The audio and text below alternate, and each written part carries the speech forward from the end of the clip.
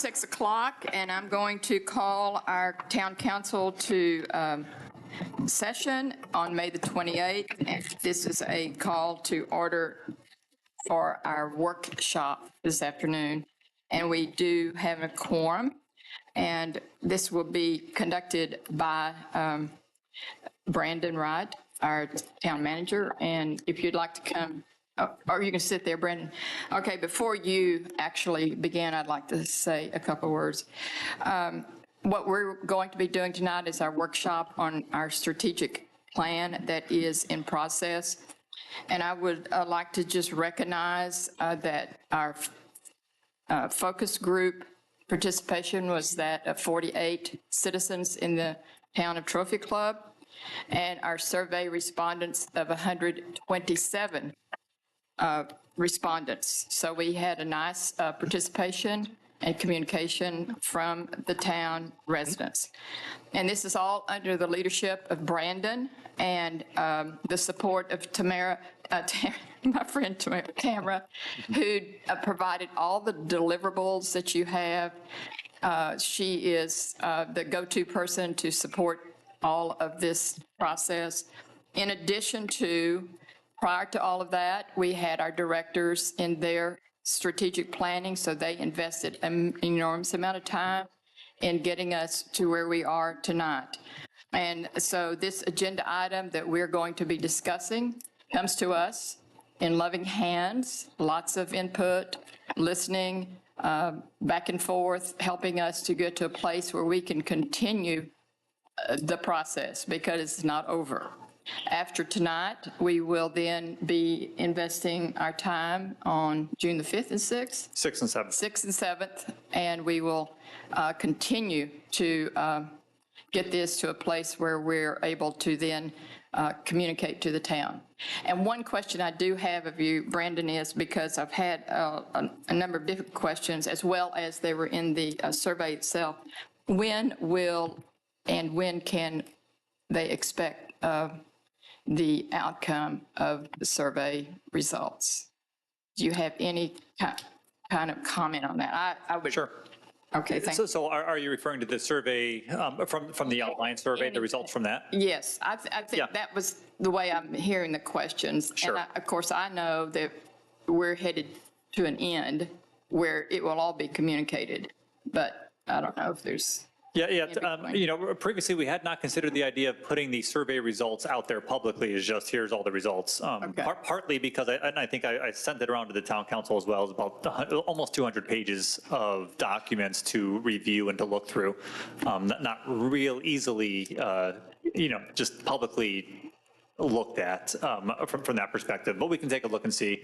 Certainly, if you have anyone who's interested in more of the details, certainly feel free to send them my way. We can absolutely set some time with them to review those documents. But if we throw, I think, a 200-page document out there for a lot of time, it might not go so well. So, by the way, I did request the 200-page to be printed, and I'm glad that I did, and I knew that. I thought, I called Dennis. I said, Dennis, please, because he's the one that asked for everything, Brandon. I said, please don't ask for this. I will share it with you. Yeah. But anyway, it was still good information. Okay, no, it's yours. All right, very good. Thank you, Mayor. So first of all, as the Mayor was saying, there's a lot of work that has gone into the preparation so far for the strategic plan. What we're looking at tonight is really, for 1 hour, we're going to spend some time talking about it, but that represents hundreds of hours that has been spent away from this room talking about the strategic plan, getting community inputs, and preparing for this evening and for what's coming forward here in the near future. As the Mayor mentioned, I have to say thank you to everyone who's been involved in this process, all the way from the residents who have spent time with us. They dedicated their evening for a couple of hours in focus groups. Those who went online for as long as 10 to 20 minutes or so to take a survey. And to do that, 127 people took the online survey. 48 of them spent time with us in a focus group. In addition to that, as the Mayor mentioned, we had the department head team in a 2-day retreat spend time thinking about developing these initiatives and these objectives in the focus areas. And then, just the town council's time, right? Remember that this all started with the meeting with the town council in retreat, where the town council gave direction to us to go ahead and to move forward with building the strategic plan, updating the current version that we have, taking that to the community after we develop those items, ultimately as we were trying to work towards preparing a strategic plan that could guide development in the community for the next 5 to 20 years. Now, remembering kind of what it is that we're trying to achieve at this point. Okay, so right now we have a one-page document that is helpful but not really operational. Okay, so we are still fairly high level in this process as we take a look at from the big perspective, what is it we want to be focusing on, and what are the major objectives that are going to help us to get there. All right, then as we take this one-page document where right now we're down to 5 focus areas and 18 objectives. Each of the objectives is going to get 3 to 5 initiatives, right? So instantly we go to almost 60 initiatives off of this plan. Each of those 60 initiatives will get anywhere from 3 to 5 work plan items, right? So quickly that becomes almost 300 items that we are going to be working on from a work plan perspective. That's where this document really becomes extremely valuable. All right, it's in that planning and that preparation that comes of detailing what our work is going to be over the next 5 to 20 years, how it is we're going to achieve it, creating budgets around those items, and making sure that the organization itself has work plans associated with achieving those items from every given year. And knowing that we can't achieve all things all at one time, right? If I were to take 300 items and try and achieve it all at one time, we'd fall apart into chaos. That's not the goal. The goal is to try and to take bite sizes along the way to be able to achieve those goals. And so every year in the budget planning process, we'll strategize and we'll prepare 5 to 6 of those initiatives that we want to make sure to be achieving over the next year, the most important items. And as we focus our time, our resources, and our energy on achieving those items, they become manageable. We can communicate those plans to the public, make sure that they're involved in what it is that we're doing, and being able to show that the progress that we're making on these large goals that really move our community forward. So that's where we're going right now. This one page becomes, in the next phase where we develop the 60 initiatives with it, that becomes probably, 15 to 20 pages. When we're done with that stage, it's going to quickly balloon into 150, 200 pages of documents that will help to guide us over the next 5 to 20 years. And that's why this step right here is so important, right? While we still have it contained on one page, the goal is to make sure that we have at the top the right types of things structured from the focus areas to the objectives, so that as we start to build the tree underneath this, we know that we're all those things are building up to focusing on the right objectives and the right focus areas for our community. So toward that end, what we did is we met with the community and we went over the draft version of the strategic plan. So right, in effect, you can go back one more slide. There we go. So this is what it looked like prior to the edits that we've made. So when we went out to the public, we said we had 7 focus areas. We had these objectives underneath each one, and we tried to get the community's input. So help us understand, do these resonate with you? What changes would you recommend? What do you think about the definitions of the focus areas? Do you like these objectives? Do you not like the objectives? How would you change them? And we did a lot of listening during that time. So much so, if you'll go to the next slide. Thank you very much, that we cut these 7 down to 5. All right, and we ended up with 18 objectives. And I'll go ahead and summarize some of the changes that happened as a result of that. All right, so we removed 2 focus areas. One of them was sharing our authentic story, and the other one was delivering service with excellence. And it wasn't that those areas weren't necessarily valuable to the community, but it was more seen as, from a community perspective, those were more internal organizational functions, right? They were expectations of the organization. Things that they said over and over again, I heard was, well, Brandon, that's your job to manage those things. We're more worried about these other items that are on the list, the things like, quality of life, public safety, and so on. So as that went on, right, we don't want to have focus areas that don't resonate with the community. The goal is to have this be a living, breathing document that is community supported. So we retooled a little bit of those objectives. We're able to add some of the concepts underneath there to other objectives as we went through, but narrowed it ultimately down to 5. Those 5 are prioritize public safety, promote quality of life, strengthen infrastructure, uphold housing standards, and support business. All right, so those are the 5 areas of the focus areas for the strategic plan. What does that mean? That means that everything that we will do from this plan ultimately falls underneath one of those 5 buckets. Okay, so if it doesn't fall underneath one of those 5 buckets, then it doesn't become an objective, it doesn't become an initiative within the plan. Now, I get this question a lot, right? Well, what about all the other things that go on, right? Yes, other things will continue to occur. right? And this becomes really the focus of what things are the high priorities for us that we focus on, talk about in public meetings, set our budgets towards, and things like that. But it doesn't mean that operationally we won't have to handle a lot of very different things as an organization. We will continue to handle those things. These become the focus areas and the big rocks that we put in first, and make sure that we do our planning around those items. Yeah. So what we'll do is for a minute here, I'll just talk about the priorities with each of the focus areas, and then I'd like to get the council's feedback on this. Our goal today really is to review this document, ensure that it is in harmony with what it is that the council is looking for at this stage. And if the council would like to see any changes to this before we go ahead and set it in stone, and then move on to the next phase where we develop the initiatives. As we've mentioned, we'll do that on June 6th and June 7th during our retreats. We'll go ahead and spend time developing the 60 or so initiatives from this document, okay? So under the area of prioritizing public safety, that's the first one. The definition of that, right, because it becomes important to define these terms, exactly what it is that you mean as you're talking about them.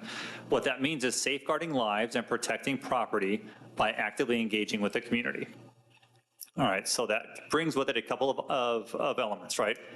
Safeguarding lives, protecting property, and also engaging the community become the three main components of what it is that when we talk about prioritizing public safety, that's what we're talking about, okay?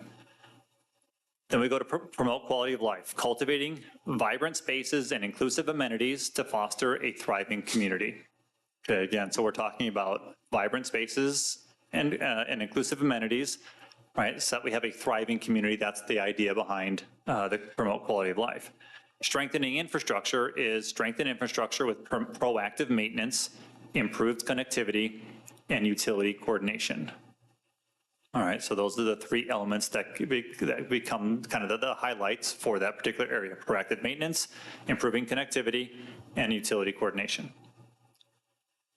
Okay. Upholding housing standards is enhanced neighborhood desirability and upholding housing standards through partnerships and enforcement.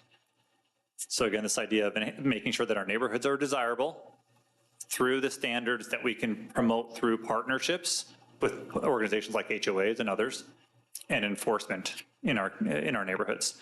And then supporting business, creating a thriving business environment through partnerships to support business enterprises.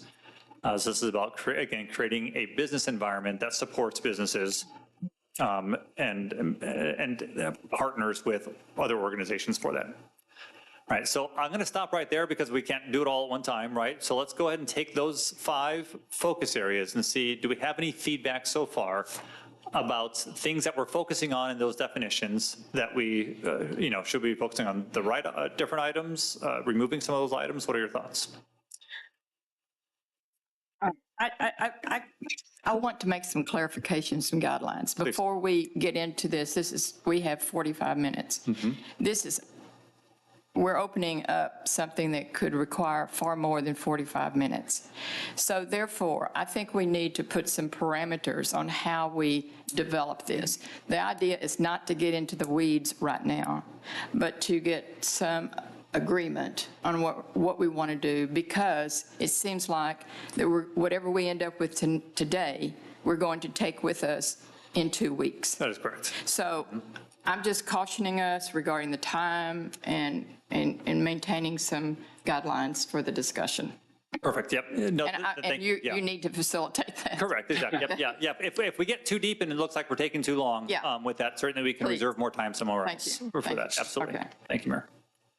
Yes. I agree with Jeanette. I mean, we might not get to the objective part. I mean, we'll touch on it, but it's really the top area. The area of cultivate vibrant spaces.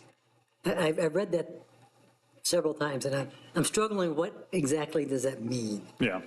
Help me understand that. Yeah, so that would, and actually one of the pieces of feedback that we received along the way, and we've made a number of revisions to these definitions, was because we had language in there that was not necessarily very specific, right? So we have removed some language in there that wasn't as focused on it. We've chosen to leave some of that language as kind of being aspirational, right? Vibrant spaces it has to kind of go with that next part of it, right? Vibrant spaces that lead toward a thriving community. On it, the goal is to have kind of an active, thriving community. That's ultimately the goal of the quality of life one, right? Was that the idea is that, people would be outdoors, recreating, have options, be involved in programs, be active in the community, be doing things with neighbors, connecting people and people along the way. That's the concept of the quality of life on there. So ultimately, everything else is built around that. So thriving spaces would be spaces that allow for that to happen, for neighbors to meet neighbors, for people to talk, congregate together, and associate and get a quality of life out of being here in Trophy Club. Well, I guess what I will say is when you speak of vibrant spaces, we're looking at this small site plan that could become one of those vibrant spaces. Could be. Mm-hmm. So we're looking at both kind of a gathering place, but like you also said, the parks or other places regarding spaces. Mm-hmm. So it sounds like it's a big bucket of different kinds of spaces. It is, yeah.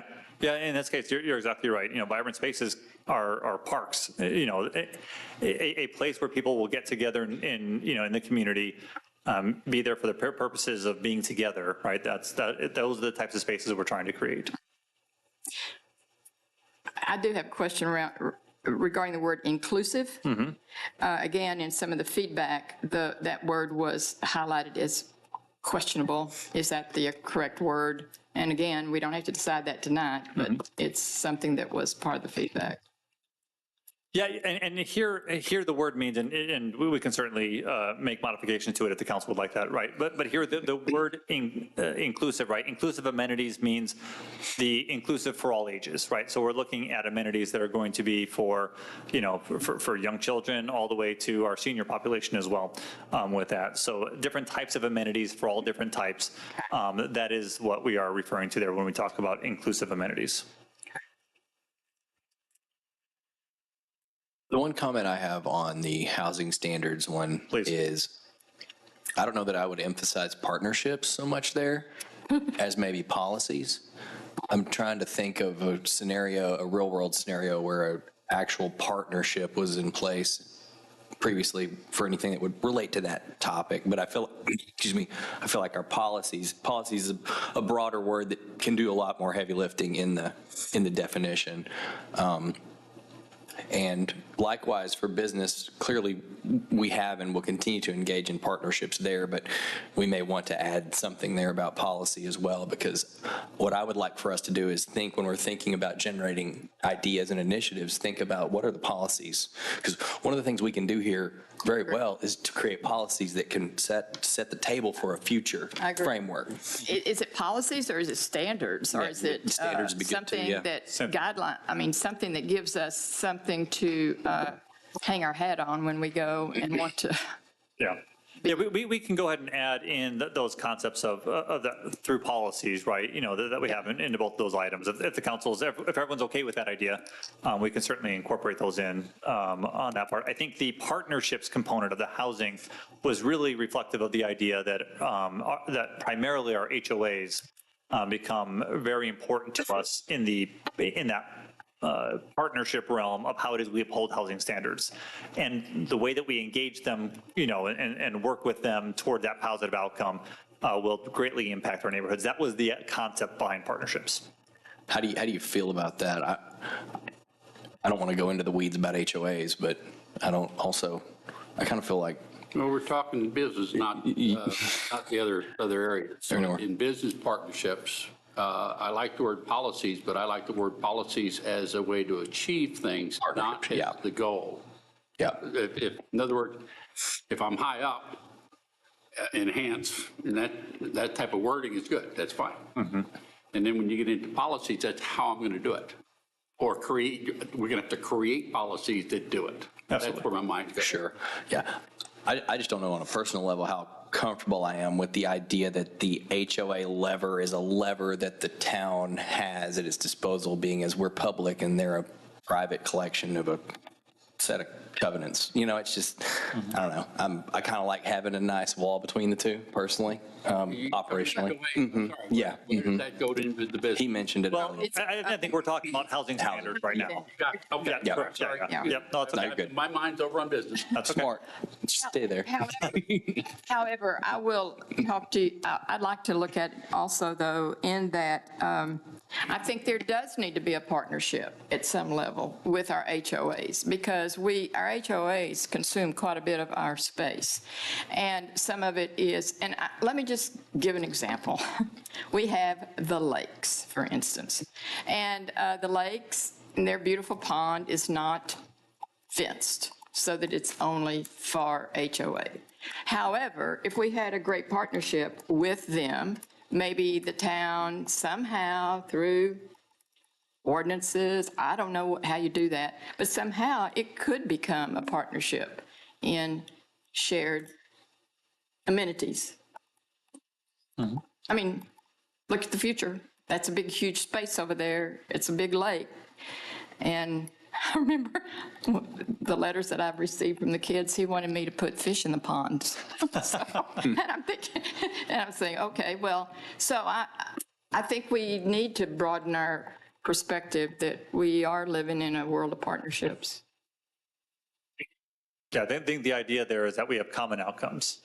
Right. There you go. You know, us and HOAs have common outcomes. So the more that we, and it's not so much, it's not directly working together, right? Because you're not with that. But the more that we are aware of how we're helping each other achieve our outcomes, right, probably becomes just a little bit stronger in how we do that. So that's the concept there. If you were to take that, and the idea is not to have an adversary relationship, but Correct. to have objectives and policies in place that enforce. That's right. and talking to each other. Yeah. Yes. Civilly. Yeah. Exactly. Yeah. Suggestion on that, Mayor, I'm sorry. Go ahead, Did go I ahead. interrupt? I'm sorry. Maybe then, instead of upholding housing standards through partnerships, we could say through cooperative policies or cooperation rather than partnership, because partnership alludes to a contractual relationship, be it quasi or Yeah, I like that. documented. Yeah, I like that. Yeah. And that would fall under the support businesses too. I don't ever like to use partnership because of what it implies. So cooperative efforts, cooperative Policies. goal setting, whatever it is we do. Okay. Yeah, partnership starts and ends, Yeah. and it's a engagement. Gotcha. Yeah. Okay. Yeah, I All right. like that. That's a good idea. And if you want some of those property cleanups, sometimes you need cooperation. Exactly. Right. So. Very good. I had if we're off that, can I go to another area? Strengthen infrastructure. Strengthen infrastructure with proactive maintenance, improved connectivity, and utility coordination. Where my mind is going on that is kind of working with the MUD, for example, on infrastructure, right? When we do projects, they do projects. I know we already do it, but is it captured well enough there? In the high level you're talking Yeah. about? Okay. I know that in the objectives, certainly if you look at the third one down, I know you're aware of this one, right? But partnering with the MUD Yeah. and the school district become important objectives there. You know, I believe the wording up above probably captures the big part of that in the utility coordination, and then down below it kind of gets more specific as to who it is we're dealing with.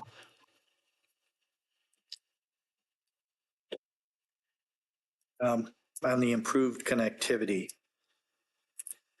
where exactly are we going with that part? That part is primarily referring to when it comes to our infrastructure. Everyone's always, probably most familiar with looped road, right? But not that we're doing a looped road, but I'm saying the idea of connectivity, right? How do you bring together things that are kind of spaces in between? I know you have sidewalks that don't necessarily connect. You have trails that don't connect, right? Think about, from a walkability standpoint. How well is that done? How well from a golf cart perspective are we connected? It's opportunities like that. So it's improving connectivity, how it is that we are connected from a roadway system, from a sidewalk system, from all modes of travel, not just a vehicle. Yeah, I think maybe where Jeff's head's at is, when I think of connectivity, I think of, I go Like to internet. electronic. I go to Yeah. internet. I go to Oh, Yeah. Well, and some of it will include that because, again, you go down to objectives in the second point, begins to bring in technology. What's the second? Either way, as we go forward into the future 20, 30 years out, our connectivity from a technology point of view is going to be critical in delivering product and communicating. And it's going to be changing. It's not going to be what it is today. Sure. And if you wanted to avoid the ambiguity of connectivity, mobility is another buzzword Yes, that gets I you like in that. these settings. So you Yeah, could I always. agree. Mobility might be better than connectivity. I would jump in on that because this town does not have a mobility plan per se Right. because of our size. But we need to somehow get a mobility in connectivity or a pedestrian and Yeah. Yep. vehicular mobility connectivity. And that's the whole point of what we're describing here, right? So I think mobility is a good word that we could use for that. Yeah. Absolutely. Other comments? Dennis, you're just so quiet. What is it? Well, you've already mentioned inclusive, and I Oh, yeah. object to that word. You did? I do. And anyway, Yeah. I disagree with, it's a current cultural, various definitions. It's not one way, which I'm not against being open to everything. It's just different age groups define inclusive as differently. Sure. Yeah, we could reword that one to be cultivate vibrant spaces and amenities for all ages. Way to do it. We right, want it to open to foster. everybody. Yeah. We want it to serve the entire population. Okay, I like that. The other thing is, I just want to bring up that coordinate utility improvements, that's under strengthen infrastructure. That's a current hot button because there's so many issues with the current fiber installation and all the problems that's creating for an awful lot of our citizens. But at the same time, utilities are independent companies and their easements are controlled by state law or federal law or out of our, so the best we can do is try and work with them or get them to work with us. But when I read that, I agree, Dennis, when I read utility coordination, that's what I think of, right? I don't know that we've done a great You don't have job, to. or as good as we've wanted to. Even though it's going to be that way, but Yeah. when you get down further underneath, we do have permits. Not every town has a permit for utility to come in and do anything. We can also create some rules that they have to abide by. If that permit, for an example, we can strengthen the end results is what that's really where it all comes down to. People are objecting to digging up their yard and they're not putting it back right. We need to strengthen that part, and that's at the next level down. Yep. Yeah. So I like it in here. I just want it understood that it's controlled by. That there's only state so law, much, federal law, correct. and No, absolutely. Above our Yep. pay grade. Absolutely. Okay. Yeah. That's it. Thank you, Mayor. For sure. Anybody, other comments? Okay. So if we're, and I've noted all those, so I can go ahead and work on those language changes. Now we kind of focus on the objective sections here, right? And if think of it kind of like this, right? At the top level, we have kind of the big definition, and the objectives, we start to get a little bit more granular, not to the point of identifying actual projects yet or things that we're actually doing, but large objectives, big ideas for things that we need to be focusing on. In other words, in order for us to, so if we take the first one, right, prioritizing public safety, when we think about safeguarding lives and protecting property by actively engaging with the community, if we don't do those four things that are underneath it, we'll never achieve that goal. Okay, so think of it kind of like that level, right? What are the most important critical elements that we have to focus on and never really take our finger off of in order for that to be successful? That's the concept there. And it's still at the strategic level. And right? still at the It's not strategic level. tax, right? Correct, The exactly. tactical is the Yep. heavy lifting that we'll get to later. Exactly, yep, yeah, so for example, so that they're on objectives for prioritizing public safety, we have enhancing community policing and public safety engagement. So the idea there is this community policing model, right? How do we integrate both our police and our fire departments into working with the community? They already do a great job. Doesn't mean that we can't improve on that and continue to focus on it over time.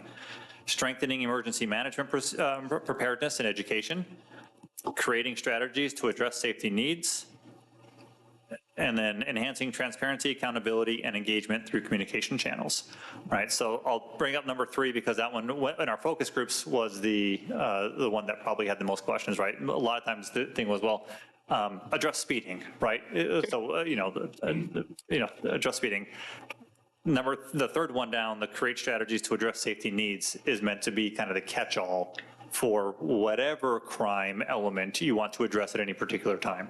All right, so that might be speeding, it might be concerns about drugs or whatever that might be, right? Whatever the element is, it would fall underneath this area here as more tactical in nature. Okay. I'm going to take a pause on public safety there and see if there are any recommended edits, changes to this section.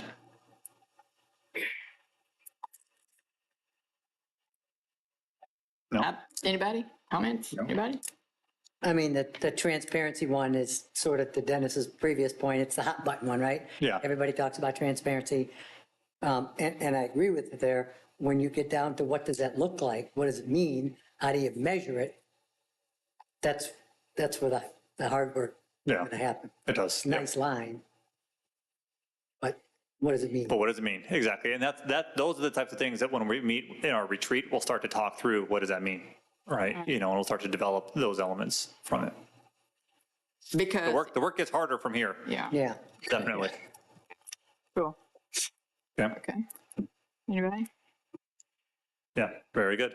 By the way, not having any changes is not a bad thing because it just means that the hundreds and hundreds of hours we've put into this so far with the community department heads and everyone else has worked to some degree. So, Thank you, guys. exactly, it makes me smile just a little bit to see something get through. Promoting quality of life. The objectives there, creating a comprehensive master plan for Trophy Club's public parks and recreational programs and spaces with funding strategies. Right, and the funding strategies part came on certainly through pretty loud and clear during our focus groups as well. Expanding multi-generational and ability-focused initiatives. Okay, this gets back to that whole, every age group, every ability group within there. Beautify community areas and medians through sustainable plantings, tree upkeep, and design elements. And design elements would be signage and such as that? Yeah, it could be signage. It could be as well as just when you think about the medians that we have throughout town that came up a lot. Why are some medians better than others? How can we improve on that?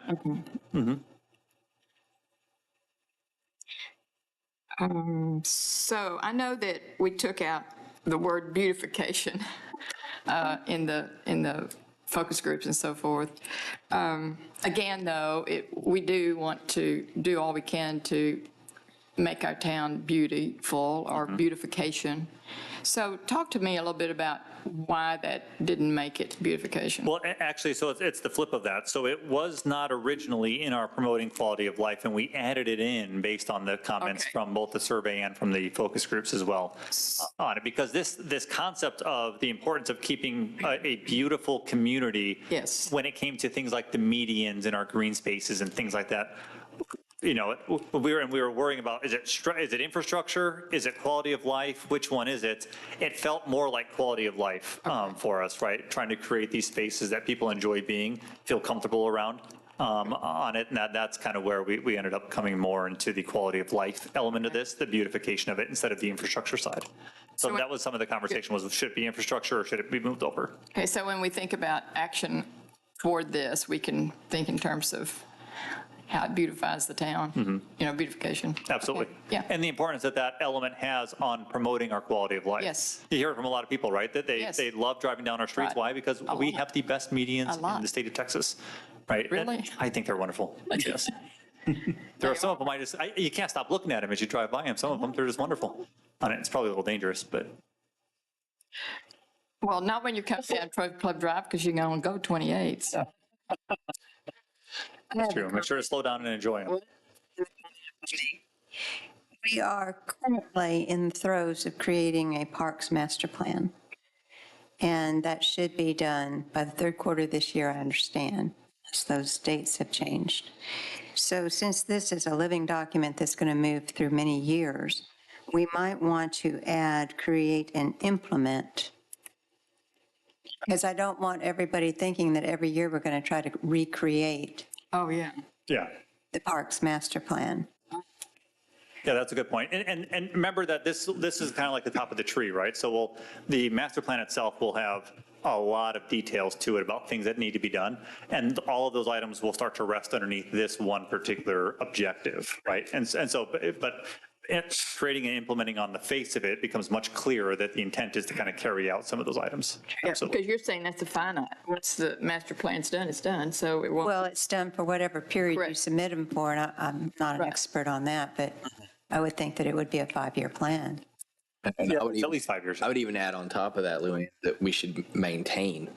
The maintenance of the plan should be programmed in so that every so many years we're There. looking at it again, right? So just, it's one of those things that you just change one word or add a word and it Yep. says the whole story. Okay. Thank you. Any other thoughts that come into the quality of life category?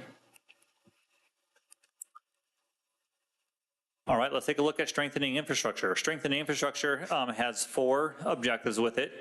Develop comprehensive maintenance plans and funding strategies to support long-term infrastructure needs. Okay, and those can be, drainage, they might be streets, they might be sidewalks, whatever that might need to be. Create a comprehensive transportation network that includes options for walking, biking, and golf carts. And we talked a little about that before, about the idea of mobility or connectivity, or in this case will be mobility. For the mobility.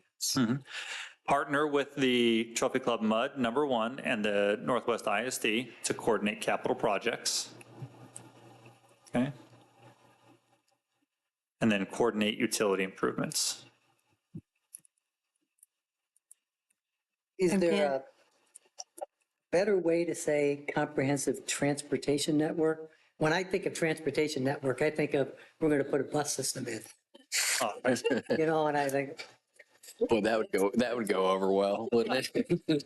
we have a bus system Steve for the said it loop first. road. Right? Exactly. That doesn't exist. That's just what resonates with me. I think that's another one like what Luann just said a minute ago, where it might make more sense to just say that we're going to implement and maintain a comprehensive plan. Because it's one of those things that it has its own life. It evolves over time, and you've got to have a clear idea that you're going to stay on top of it. Call it maybe a comprehensive transportation plan. You need to know what you're doing 5 years, 10 years, Would that be- 1 year, 5 years, 10 years. Yeah. Better way to say it. Yeah. And we'll put the same kind of that implement, create, implement, maintain concept. I'm not sure that this is something, but when I look at partnering with the MUD and the NISD for capital projects, do we look outside of ourselves for capital projects like Westlake or Roanoke or any of our community neighbors? As far as opportunities to kind of coordinate on kind of shared infrastructure improvements? Does it need to be in here somewhere? Because we're going to be working hopefully more toward that. Yeah, I would say that the concept is not necessarily brought out right away. So maybe in #3, we can also put in surrounding communities, because the first one and second bullets, right? Those first and second bullet ones where you have kind of maintaining the infrastructure. Some of that will require coordination with other cities and towns. Certainly, when you talk about trails, connected, all of that requires coordination as well, county and different things for it. So there is a lot of baked into it automatically, things you would just have to do. So I don't think you necessarily need an extra call out for that, because if you're going to be working on infrastructure that is joint, you've got to be doing that. We also do have, if you all remember, the roundabout had county money, partially funded by county money. So the county. There's another, I don't know if that impacts how you want to word that, but, Yeah, certainly grant funding would be an element. And that comes into the funding strategies, right? Okay. The funding strategies element of how you pay for something for it. So. I think your wording, adding surrounding communities covers a lot. Yeah, so on like the third one, maybe, the third bullet. Yeah. Entities, whatever, yeah. That, we're Or going you to change could it from even partner to shorten that. coordinate? What'd you say? What'd you- Or are we going to change it from partner to coordinate? Which may include partnering, but it just might include some type of planning. Yeah, let me work with the wording on that one a little bit, because we have both partnering and coordinating already in there on it, and that may be a little bit redundant in and of itself. But the concept there of adding surrounding communities to that part of it we should be able to figure out a way to kind of get that in there. Or if you just wanted a big net, you could say and other stakeholders. Yeah. Because when we get into county funds and cooperation with grants and that sort of thing, we're going outside of that little bubble. Okay. That's good. Okay. All right. Okay, moving on to upholding housing standards then. There are 4: enhancing neighborhoods with targeted rental management. We've heard a lot about the short-term rental conversation. That is where this one primarily lives. Improving neighborhood, but it's not just the short-term rentals, it also includes long-term rentals as well, right? So rental management in general. Improve neighborhood attractiveness through beautification initiatives. Creating innovative redevelopment strategies. And then improving aging in place options for residents. I've gotten some questions from, what does aging in place mean on that? What is the term? It is a term right now that you hear a little bit more in different circles as you talk about kind of concepts for communities and how it is that they build out. But the concept there is that you both kind of have a level of services that provide for people to age in place easier. All right, so that might be, residential homesteads for the over 65, tax exemption versions of things at certain levels. You have certain services that are needed by that population more that make sure they're offered in the community, whether through the town or through partnerships that are developed through other organizations that might provide, and it might be things like Meals on Wheels and things like that as partner organizations. It also can lead to things like your housing stock. So making sure that you have a housing stock that is appropriate for downsizing, right? Smaller communities where you have resources close by, and that whether they're a living facility or not, right? A senior living facility, or they're just smaller homes that are kind of built around that idea. You can do them both ways, but those are some of the items that are talked about a lot when it comes to aging in place. And Luann gave me an article a year ago, remember? And the top 3 of a thriving community, one of them was aging in place, and they used the term aging in place, but it was, you want to speak to it? Well, their article was just talking about when you've got a multi-generational community to keep them from having the folks foot over 2 towns over. And you've got to have the housing stock, the 1-story. You've got to have emergency management. You've got to have the fire department and the EMTs. There's a cooperative effort in making sure that these amenities that are needed by those 65 and over are in place. So I'm thinking that's what you're capturing here. Absolutely. But there's going to be a lot of subcategories under here that get specific on how we carry that out and what that looks like for a small town like TrophyClub. Yeah, and we know, I know that we're not the only one that need this, but we are this town. The fire chief is back there. We got all these people crunched in here, and they don't want to leave. But they're growing, we're growing old, so we want to stay here. And we don't have any place to go, and we may not have the services, medical services, anything else. So we have that opportunity to keep that maybe as a goal as we look at our. We have so many 2-story houses now. Correct. And to move down to a 1-story, to move down to something, because we had standards as far as what that square footage is going to be.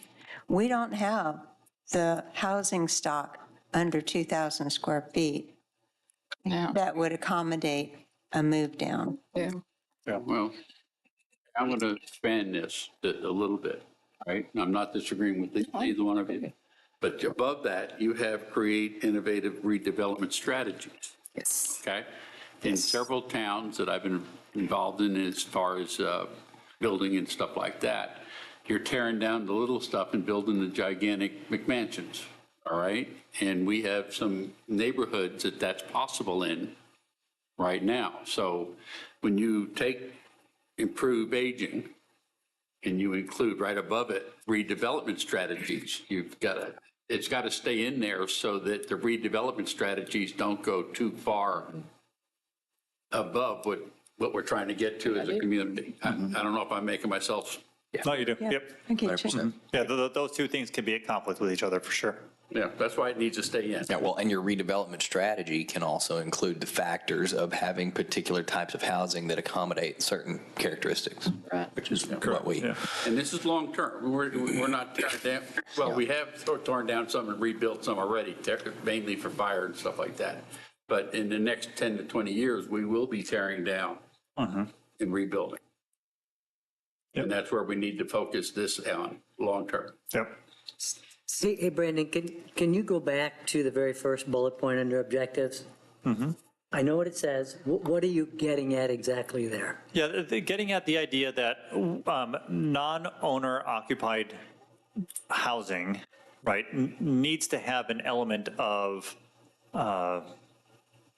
management to it from the organization's perspective, right? Needs to make sure that, when there are issues going on with the property, that the property owner is able to be communicated with easily, right? That there are standards to address those things, that there's follow-up with how that happens, right? It's just management of the situation to ensure that standards are kept in a community where, we all have lived in neighborhoods like this or live in neighborhoods like this where which house on your street or houses on your street have constant renters in them, right?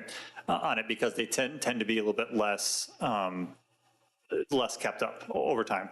The issue here is to make sure that there's a strong management component of that to help offset some of that component of it, to make sure that those houses are kept up. Well, that's exactly how I think of it. Yeah. I think we probably all do.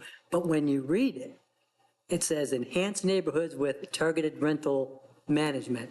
It almost sounds like we have great neighborhoods, but boy, if we had rental stuff in there, they'd be even better. Oh, gotcha. And Okay. I hear you, what you're saying. Okay. Like enhance the neighborhood with more. Add to it. With more rentals. Let's enhance neighborhoods. That's not the concept. Yeah, You could well, probably put the verb out on I that. appreciate the feedback, because that's not the concept there we're going for. I know, but when I. Yeah. Interesting.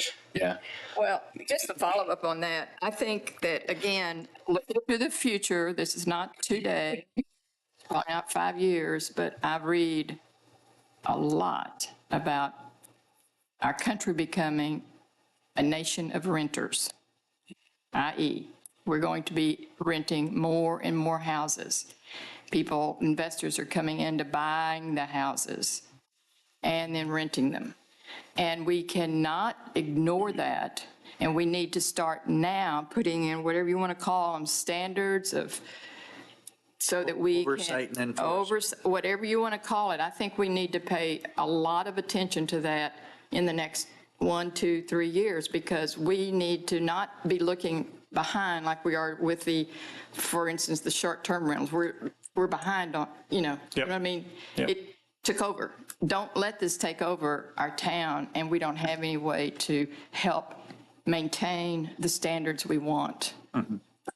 That's going to take a lot of work.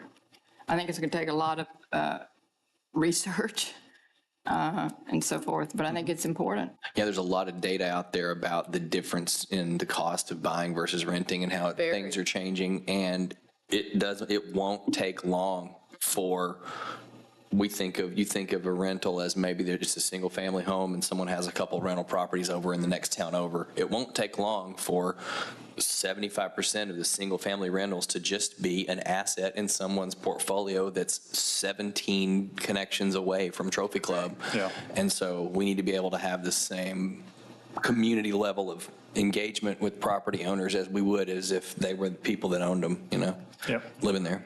Okay, so it's, Okay.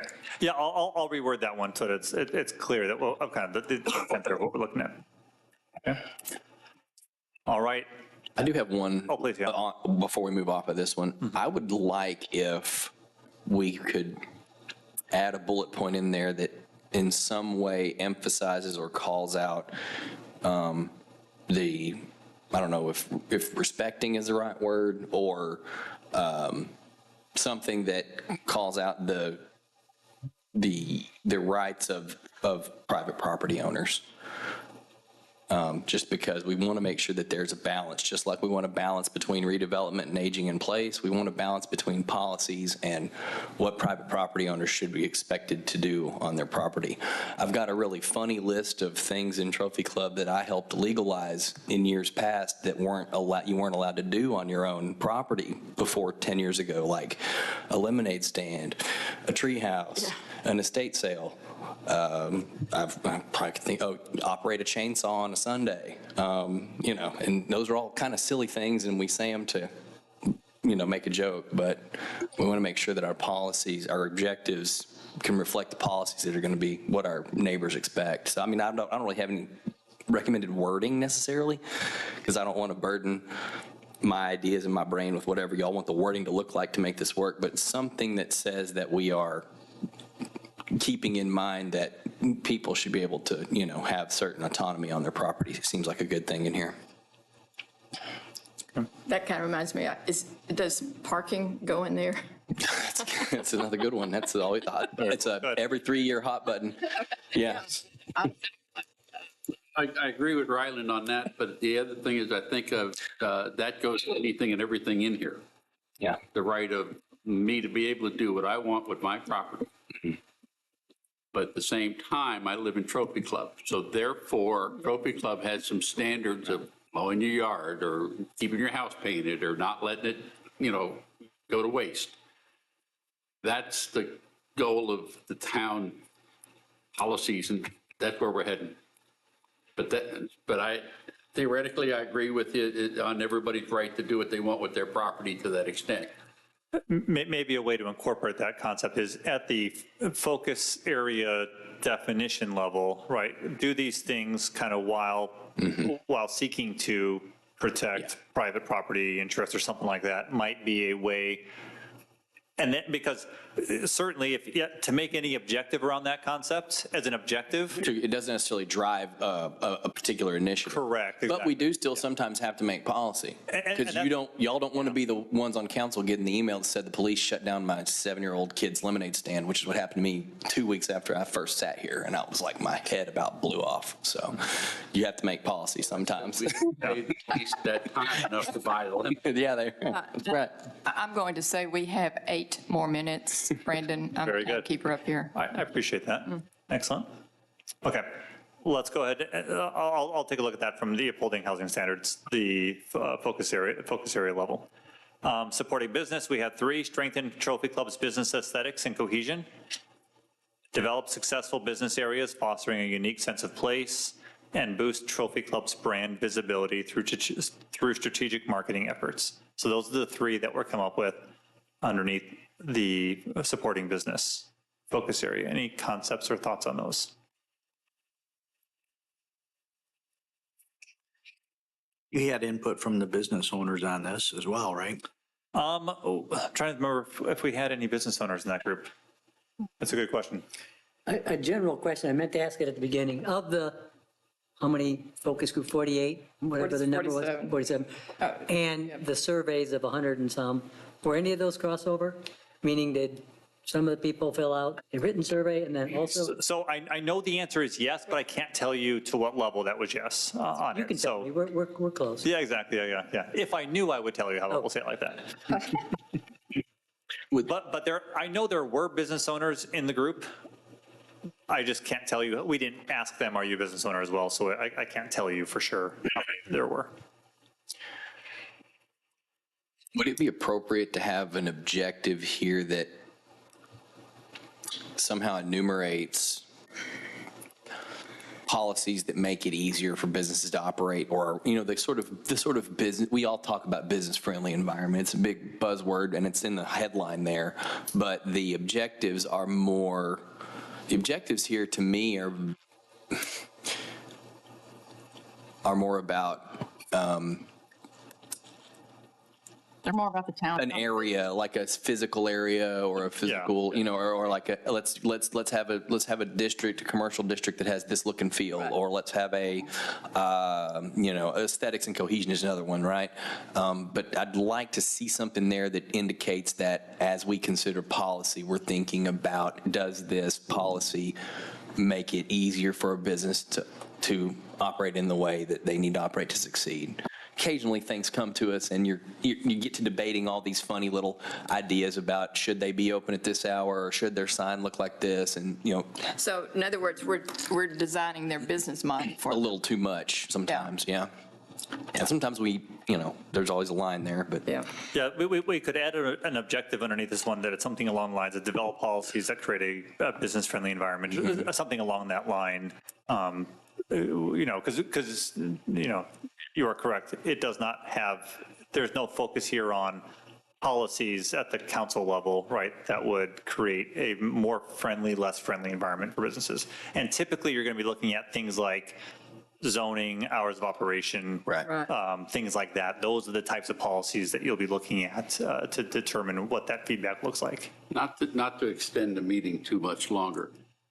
When you use the word business friendly, I'm going to object, okay? I want to be business positive, but business friendly means that, well, if you have a business, come on into town. So if you want a Jack in the Box up at the corner, let's have at it. Or, and I think of when they developed PD over here in front of us, 25 or 34, I can't remember which. The first hotel in there was Value Inn. And the neighborhood went up in arms, okay, because business friendly, and the word was hotel. Sure. So don't go, in my mind, I'm not trying to be anti-business, but I want to be very perfect. I want to be clear that I'm trying to enhance Trophy Club. Yeah. As a very positive, to go along with all the things we just talked about. You want business positive policies. Okay. So you had redevelopment for homes. Should you have redevelopment in the same business category? Because we've developed as much as we can, but we're also in a redevelopment stage Yeah, good point. for business. So should that be somewhere in there? Yeah, and the second bullet tries to get at that idea, just not very clearly on it. So maybe successful, we can kind of throw that idea of redevelopment into the second bullet a little bit to capture the intent of that area. Because any of our business areas we're talking about, to create kind of more of a sense of place for it, is going to require redevelopment. Well, it could be something as simple as develop and redevelopment. Correct, yeah. Successful. Yeah. There's not a lot of room to go out. No, there's not. You No. have to go up or, Exactly. yeah. Yeah, okay. We have 3 minutes. Anything somebody wants to say in these last 3 minutes? Thank you. This is Thank good you. work, Brandon. All right, we did it. Great job, team. I'm going to adjourn, and we will re-adjourn. Let's make it at 7:05, okay? It's a good thing that the agenda item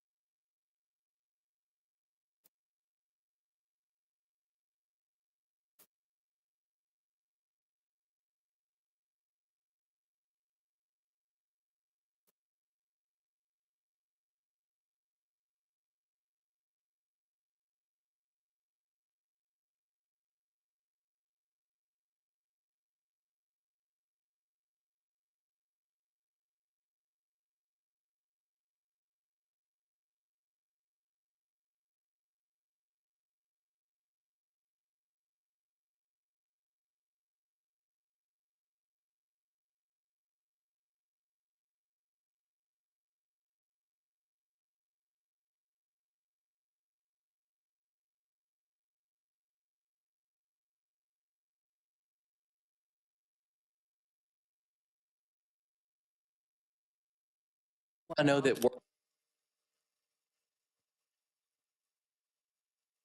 It is 7:05, and I will be calling the meeting to order, our town council meeting, May the 28th. It's 7:05, and we have a quorum. And if we would, please stand for the invocation.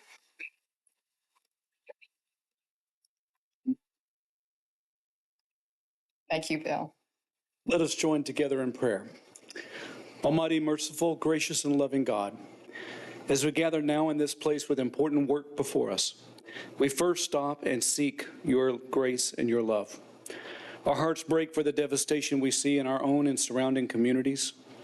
Devastation from recent storms that makes us anxious of more storms to come. Storms that left this community in darkness this morning. We pray for lives impacted due to high winds, lightning strikes, and hail. We pray for lives lost due to violent tornadoes. Remind us and inspire us how to be in ministry with all of your precious children, so that we may be your hands, your feet, your voice of compassion, and your loving arms of grace and love. Bless now all who gather in this place. Bless the town council meeting that lies before us. Bless those who lead us. In the aftermath of these violent storms, we are reminded of the importance of our first responders. Bless our first responders who protect and watch over us, especially in our most vulnerable moments of life. We give you thanks for their sacrificing service that never wavers. Remind us that what divides us pales in comparison to what unites us. Remind us of our love for you and our love for our neighbor. Help us keep our vision and our purpose towards the common good of all people, a healing vision that benefits our children, grandchildren, and future generations. Set our hearts to beat in rhythm with yours, and blend us with all people of goodwill, both in this place and beyond, as this community stands as a beacon of hope, of peace, and of justice. For this we pray in your holy and precious name. Amen. Amen.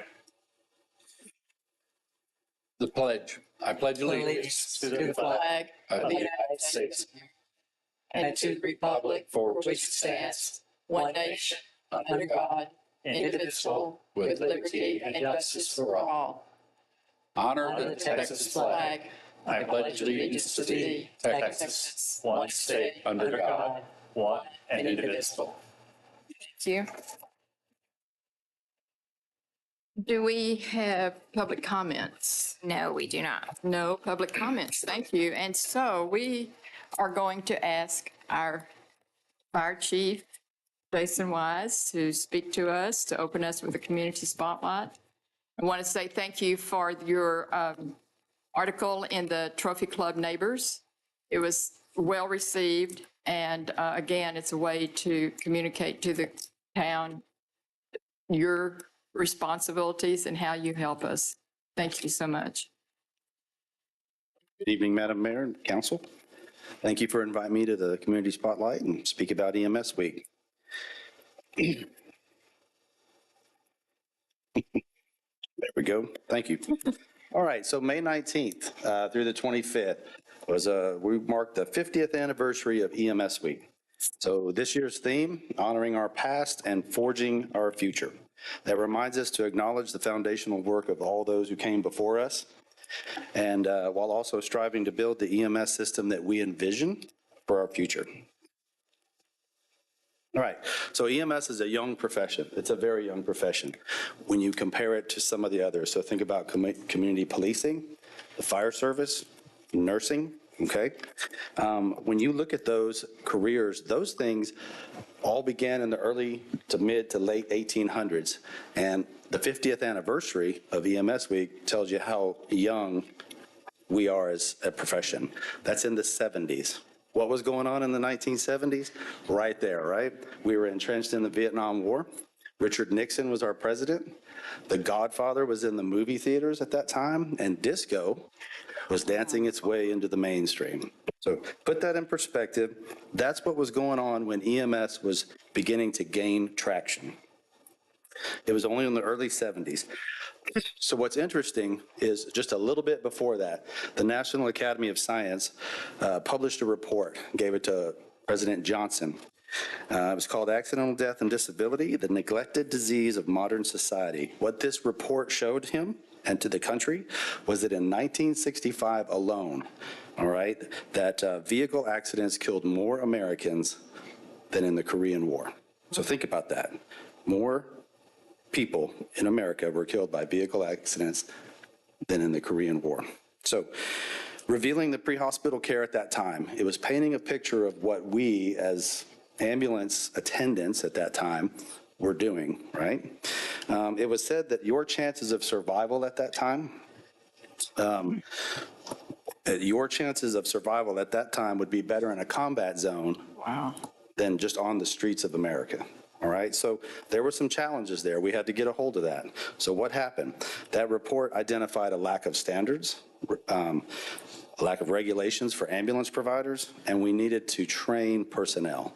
Okay, so when you look at that picture up there in Vietnam, you had Navy corpsmen, you had combat medics, very experienced, very trained individuals, but in the civilian setting, it just wasn't there. Okay, so that paints that picture for you, puts it into perspective. So, Trophy Club Fire Department and EMS services were developed in the early 80s, 81, 82, somewhere around there. So when all of this was going on, Trophy Club was being planned as a community. So think about that. When Trophy Club was being built, all of that, EMS was being built at the same time. And we were probably 5 to 8 years right behind that. So it just proves that we were on track with protecting our community. And you can see we've come a long way, the picture on the left versus the picture on the right. We've come a long way in such a short time. All right? So let me tell you a little bit about EMS Week and all the things that have happened this week or last week alone. So first of all, we kicked it off with a letter from the mayor in Trophy Club Neighbors magazine. And the mayor's message highlighted EMS operations and the importance of calling 911, even if you're not sure. So next, we had Facebook posts that went out from our communications division all the week, recognizing and praising personnel. Kelly Martinez was very creative, and she created this video here as Trophy Club Fire. She rewrote the lyrics to the theme song of Friends. It was very clever. It was a very lighthearted video, and I think we got a few likes on social media. Anyway, Kelly did a great job with that. All right, next, 2 of our personnel were recognized by Baylor Scott and White Hospital in these 2 positions right here, Steve Rusk and Fabian Gonzalez. They were recognized for an exceptional response and quality of care provided for a patient we say has a large vessel occlusion, which is another word for stroke. Okay, so each member was presented with a commemorative coin from Baylor Scott and White instead of the traditional certificate, and those coins are over there on the right-hand side. And one of the things on the right-hand side, what you'll see, is on the top it says trauma, stroke, and STEMI, which is heart attack, and on the bottom it says they're a stroke center. And that big word right there says thrombectomy, right? This is what these guys recognized that patient needed. They treated the patient accordingly, gave them the appropriate care, rapid transport, and it was a good outcome. That patient got a thrombectomy. And what that means is that picture on the left, that surgeon will go in, put a catheter in your vessel, and that little device goes in there and it grabs that clot and it takes it out, the blood clot out, and it restores blood flow for a good outcome, positive outcome. All right? So those 2 individuals were instrumental in that. They were recognized for it. They did a fantastic job. What else happened? Baylor Scott and White and Methodist Hospital in South Lake decided they were going to feed all the first responders lunch for the whole week. They do that every year. It's very gracious of them, and we definitely appreciate it.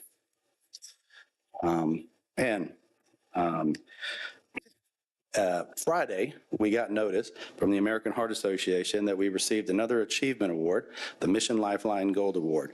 Now, last time, Dr. Hancock, who's our medical director, he usually shows up and he helps present the award and speaks about our EMS. He was unable to be here, but he left me a note and a few words to say to y'all.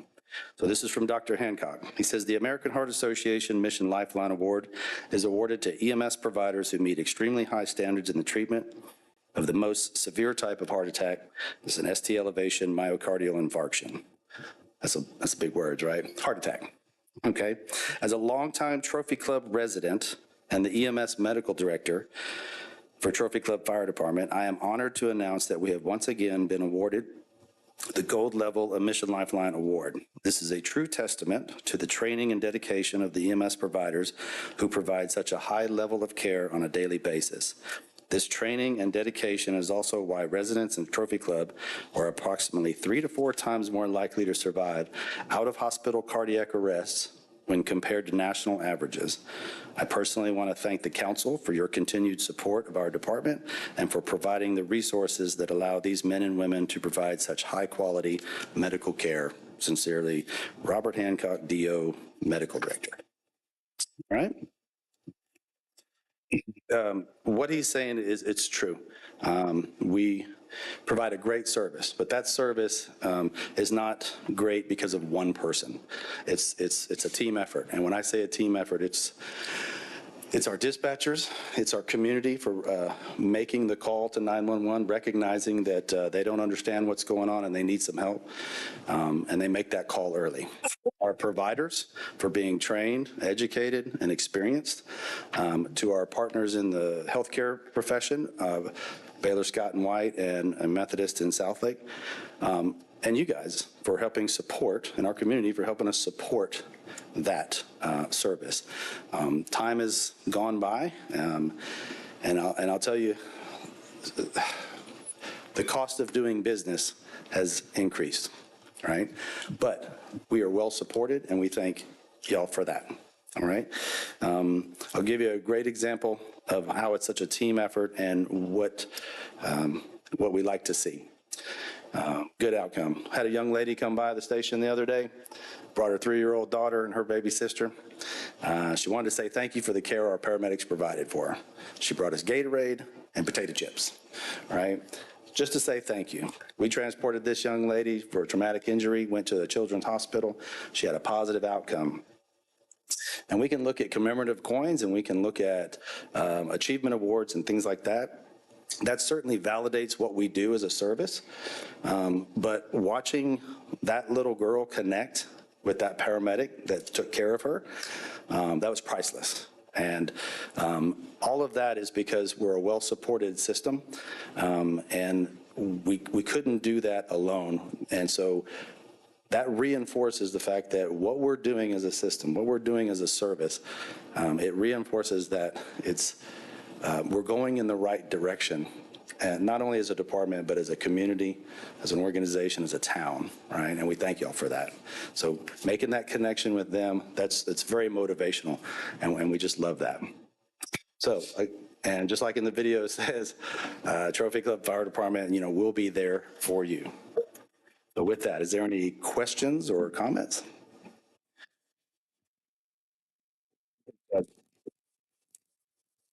Thank you. Before you go, Yes, ma'am. I have to say thank you for all you did for me. Thank you. Yes, ma'am. EMS, Paul, don't hesitate. Many people hesitate, and they don't have to. You've had the experience. They get you to the ER immediately, and you get taken care of. Thank you. All right. We go to the next agenda item, which is an update from council members. Anybody would like to say anything? Anybody? Memorial Day was wonderful. It's great. To speak That on Memorial was, Day. I've just got to brag on it because it was the best I've been to in several years. It was very poignant because of our connection with Gage Ingram. But more than that, just the caliber of the people that arranged it, the speakers, it was flawless. It was probably, and I heard that from several people, it was probably the best one that we've been to. So it's great. Others experience? Mayor? Yes. Could you identify the people that coordinated that and made that effective? Emily, Mindy? Yes, I will. To the best of my knowledge, it but Carl Munger is the lead. Mindy Bone Emily Laddick, Colonel Emily Laddick, and Kelly Castaguay, the park department. Y'all just did a fabulous job. We just so appreciated it. The fire department, the police department. Did I leave out anyone?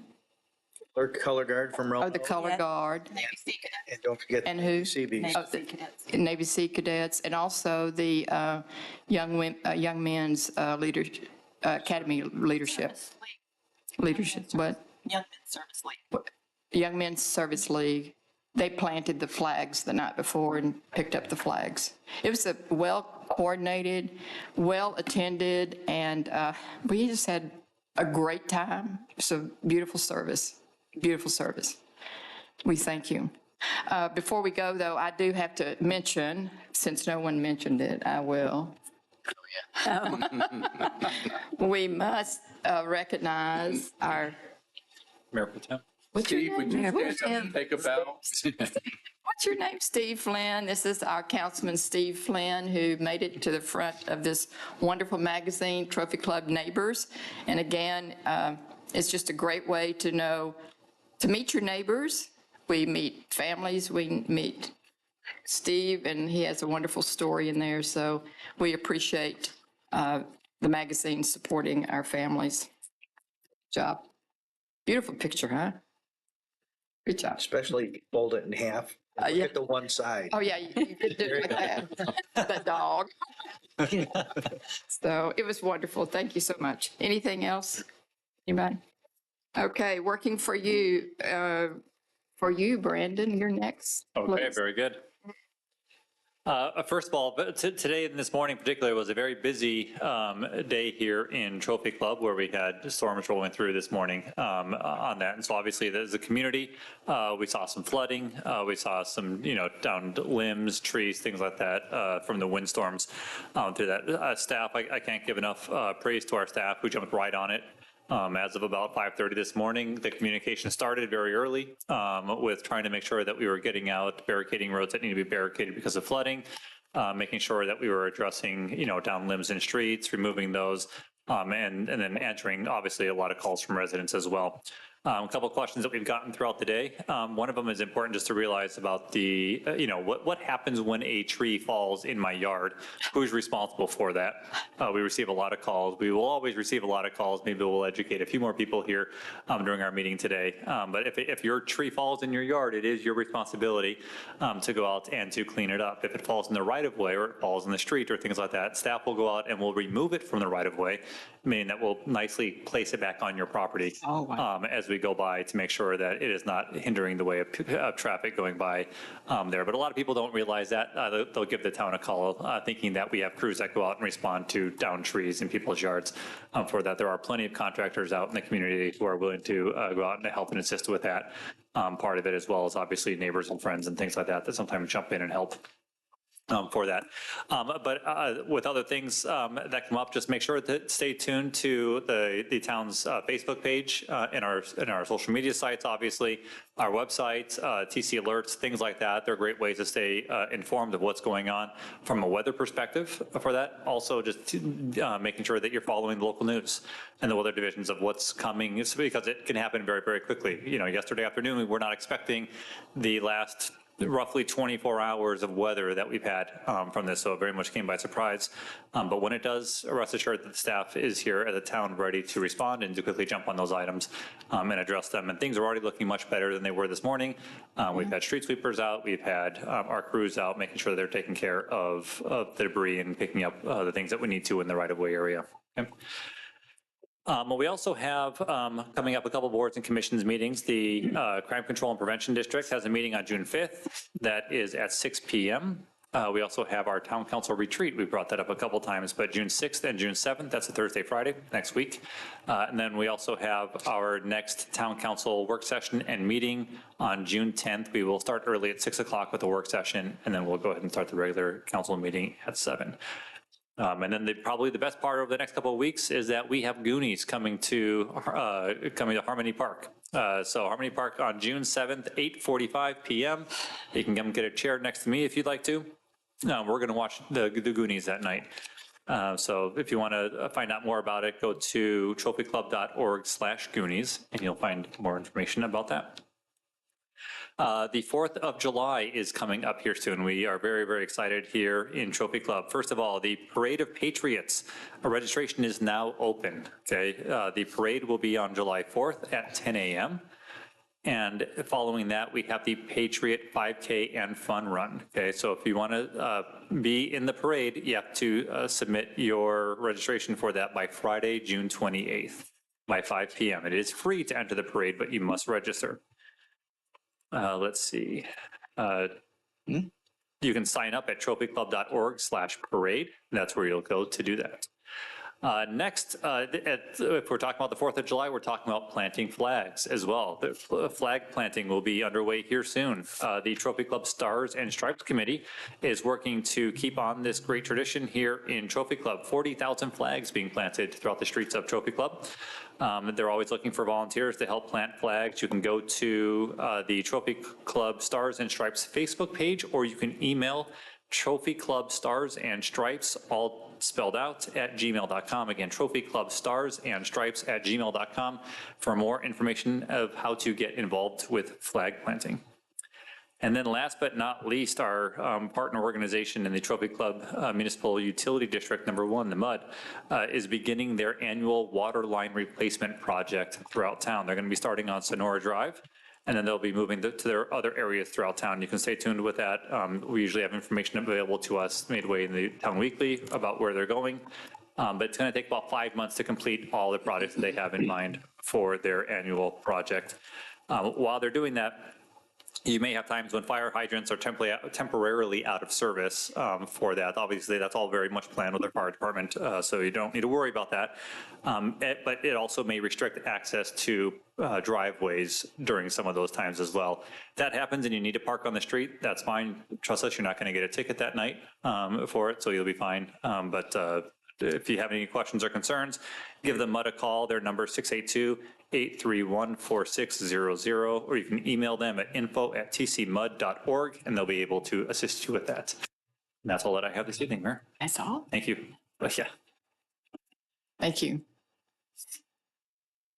It's a quick civic tip. Quick civic tip. You have an item on the agenda concerning an ILA with the city of Grapevine. As Tammy and Brandon and I were discussing this, thought maybe it'd be a good time to kind of help people understand what these are. Basically, the way this works is under Chapter 791 of the Government Code and also 271 of Local Government Code. You can enter into cooperative purchasing agreements with governmental entities and also cooperatives. They're generally called cooperatives. And for the public out there, you might look at the agenda sometimes and you see names like Buy Board, DHI. There are a lot of different cooperatives. Sometimes that might even be like school board, regional cooperatives. The purpose of the cooperatives is they go out and they bid for work or for a project for services, and then you can piggyback on the bid that they've done so that you don't have to go out and cooperative or competitively bid for the same work. So the idea is they've already done the work, you get to save the money by not having to redo the bid that they've already done. And then you enter into an agreement with the vendor and with that entity, and that's how you have your cooperative purchasing agreements. Questions? So in theory, though, too, Dean, the more people that get into a cooperative, more communities, you would think the better the buying power of the community, right? That's the whole point. Right, So right. while we're partnering with Grapevine, the more partners they have should be better for all of us. It should bring the price down and you'll get discounts like, and then the cooperative compete with each other for discounts for different services. Thank you. We appreciate your sharing your knowledge with us. Thank you. We're ready for consent agenda, Maggie? Consent agenda. 4, consider approval of the May 13th, 2024 Town Council meeting minutes. Number 5, consider authorizing the town manager to negotiate and execute an on-demand concrete services contract with Manning Concrete in a total annual amount not to exceed $75,000 with 4 one-year renewal options through an interlocal cooperative purchasing agreement with the City of Grapevine. Number 6, consider accepting the second quarter investment report for fiscal year 2024. Thank you. Is Mayor, there a can I ask motion? a question? Yes, sir. The investment report, that's a minor correction, so we don't need to pull it or whatever, because it can be typographical correct. Correct, exactly. Got it, thank you. Absolutely. That's right. Okay, you want to make a motion? I'll make a motion that we approve the consent agenda, items number 4, 5, and 6. Is second? Luann seconds. All those in favor, raise your hand. Right or left? Oh, Whichever you, we're left. all those, go left. All those opposed? Motion passes. Thank you. Go to individual items. Item number 7. Item number 7, first reading, consider a resolution approving a professional services agreement between the Town of Trophy Club and the Economic Development Corporation and the John R. McAdams Company, Inc. for a small area plan in a not-to-exceed amount of $89,437. Okay, you're going to speak with this, correct? All right, good evening, everyone. This item actually, and we do have 2 items on the agenda for this. There's a first reading and a second reading, and primarily that's due to state law when it comes to economic development projects, this is one of those on it. So it looks a little weird. They have a first reading and a second reading on the agenda, but we're just following state law in order to do that. So it must be read twice, and then and you just vote on it twice to be able to go ahead and approve this item officially. Okay. So this item is an ongoing project that we have here in Trophy Club, and if I can go to the next slide, please. Thank you. So we are working on creating a small area plan. A small area plan is essentially, think of it kind of in between the level of a comprehensive plan where you plan out zoning and the way that properties are used for a property. But it's, not quite as specific as like if I were someone planning out my particular parcel for all the things that would go on there with all the sidewalks and roads and things and parking spots. It really is kind of a hybrid of the two where you have enough detail to be able to gain developer interest by doing things like massing of buildings, the types of uses being used there, things like height, shared parking, different roadway utility improvements and things like that. A small area plan allows for the development community to come in, get specificity for a project and really get excited about how it is that they can do that. You create small area plans in areas that need a little bit of new economic vitality to them. As we look at this particular area here that's on the map, this is the area that we've included within the small area plan. It's approximately 54 acres. And in this area, you have some vacant property, and then you have a lot of current property that already has buildings and other structures on it. The intent here is not to just go up and blow up the whole zone and start over again. That's not it at all. It really is to look at how it is that different change over time, incremental change, can make a big difference in how it is that this area is planned out for, and really create a new economic development opportunity in our communities. We take a look at our 2 vacant lots that we have there. Actually, I'll go back one slide. At our 2 vacant lots where we have next to HG Supply and then between us and Hutchins Barbecue. Those 2 lots provide an opportunity for catalyst type of projects to be able to spur new opportunities here in this zone for that. So with the Economic Development Board and the corporation, we undertook the process of doing an RFP, requesting companies to come in and give us proposals for finishing the small area plan for us. In that, we had 2 firms respond. We have with us McAdams tonight, who is the company that we are recommending that the council approve. That also was recommended for approval by the Economic Development Corporation as well. They've gone through interviews. They've gone through, obviously, presenting for the Economic Development Corporation Board. They're here tonight to tell you a little bit about their company and about their experience conducting small area plans. So I'll go ahead and turn it over to them before kind of just finalizing everything. So thank you. Good evening. I'm Jameson Pinson with McAdams. It's 201 Country View Drive, Roanoke. This is going to be a condensed version of what we gave to EDC and for Brandon, and it's typically Three of us up here giving this presentation, kind of tag teaming. Jason Claunch is on a family vacation today, and Randy Rivera had a family emergency. She showed up here tonight, but I told her she should go be with her family. But we are very excited to help with this project, and it's going to be really nice to be able to do this alongside your strategic plan while all those goals and objectives are top of mind to be able to relay back to. And the objective about cultivating vibrant spaces, that's something that we hope McAdams can help you guys with a small area plan. And kind of planting that seed with this plan, and over time, it start to morph into something very different. So I'm Jameson Pinson. I'm the Director of Landscape Architecture for our DFW offices. I've been with the company for a little over 13 years now. And I'm typically the one that's doodling ideas during the meeting, not public speaking, so bear with me. Randy Rivera is our planning lead. She's the director of our planning and entitlements division. And then Jason Claunch is our marketing analysis lead. A little bit about McAdams. We're headquartered in North Carolina. We've been around since 1979. A little over 450 employees, and we can cover just about everything when it comes to site development and design. Basically everything outside the building other than geotechnical and structural engineering services.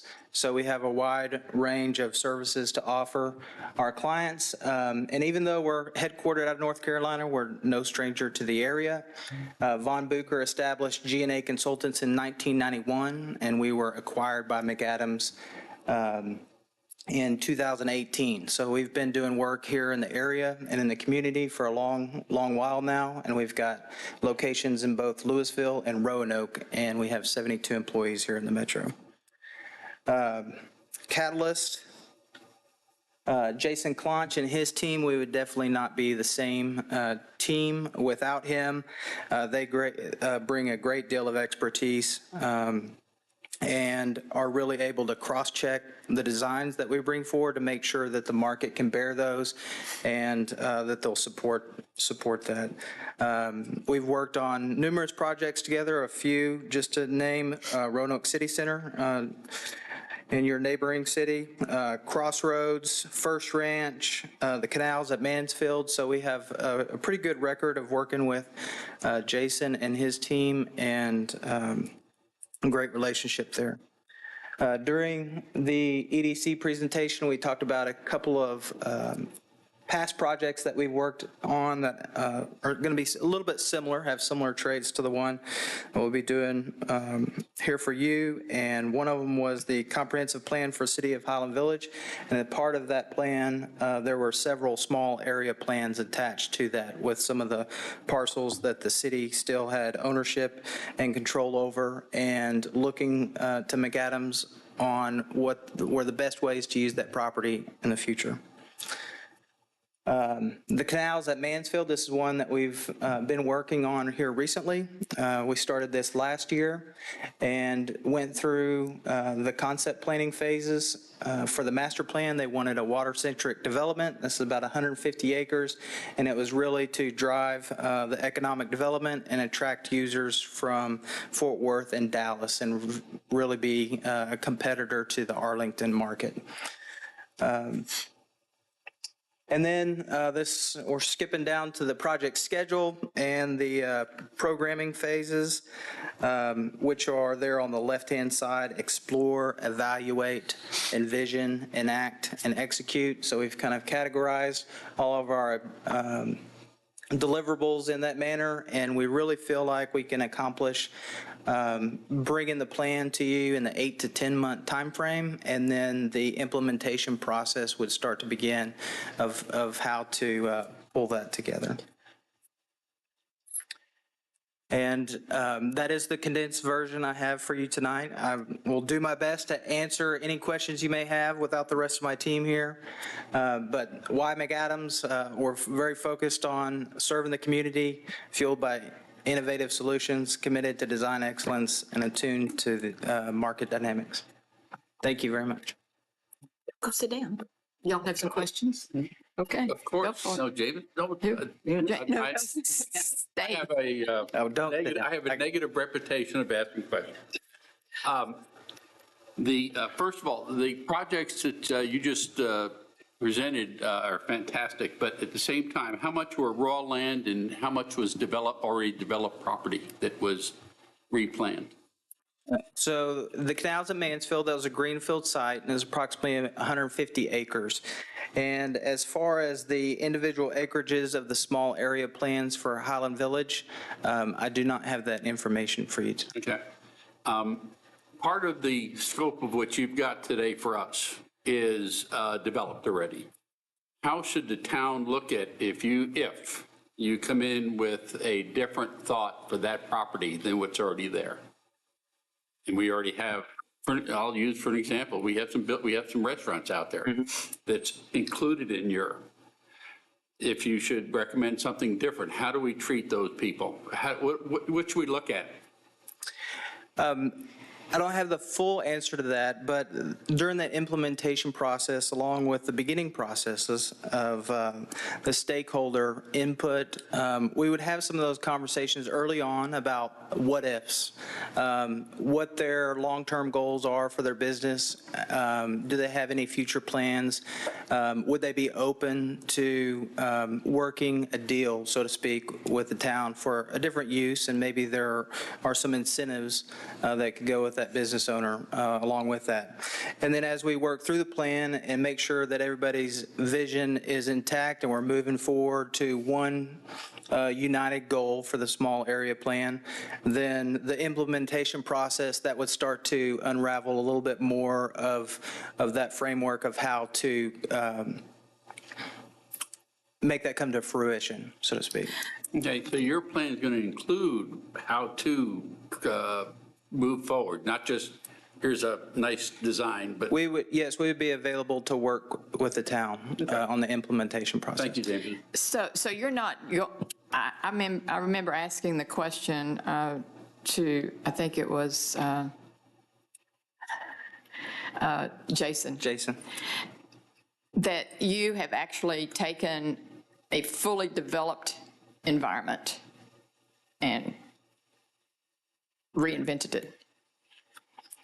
Yes, so So what I'm saying is we have some out there that's already developed and we have some space. And the question I think he was asking is, okay, how do we integrate what we currently have into the new picture? Yes.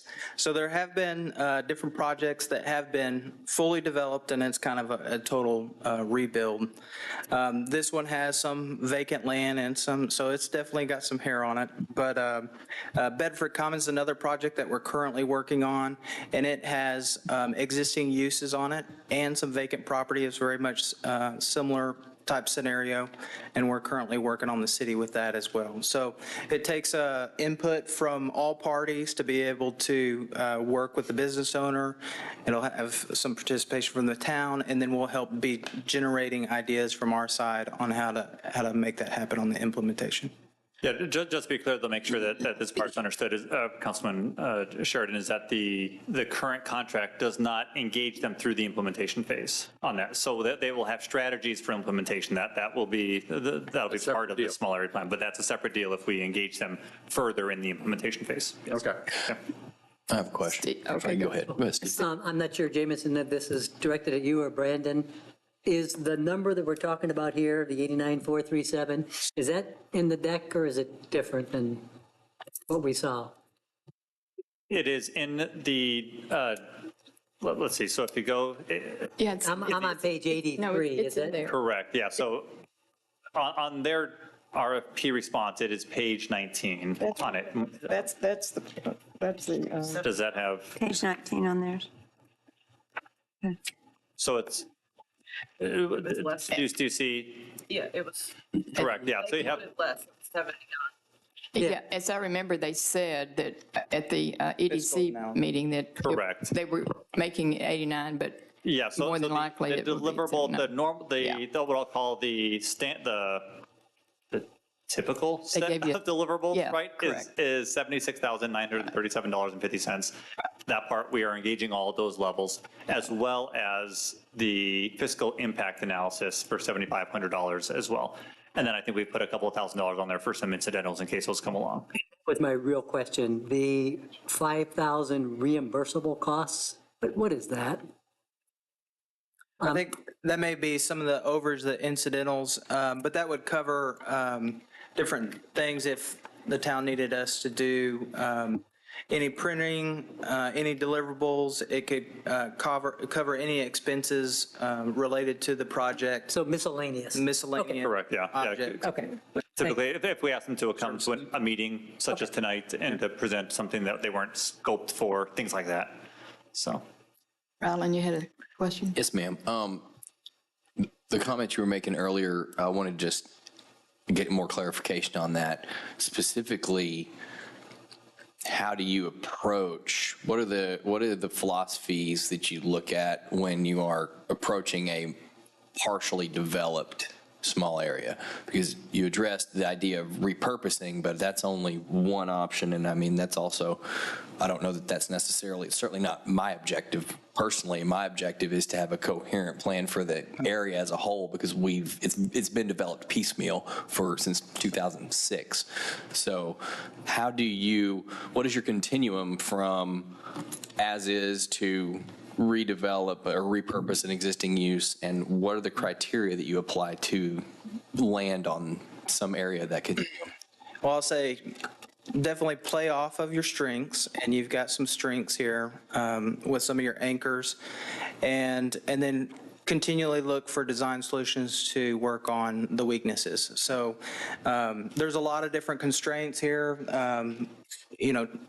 Trophywood Drive is splitting two of your anchors and some of the pedestrian traffic. So, working on ways that make that a little bit more pedestrian friendly. As far as the frontage road 114, that's going to be another constraint where that off-ramp starts to come on to the service road now. It's going to be in a new location, but maybe that starts to play into something that we can build upon. And I'm drawing a blank here.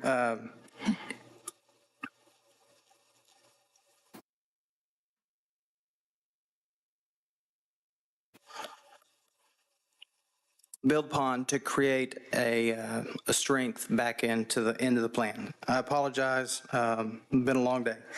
So I'll apologize, I don't have that answer for you. No, what you said is, my question is answered. No, it's adequate. I just want to kind of understand the thought processes. Yeah, Luann? Jameson.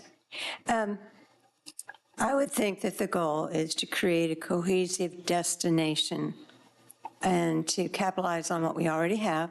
And as you said, and as your scope of work shows, you are going to go into the stakeholders we already have. You'll also be taking into account current zoning. Some of it may have to switch when you make your proposal.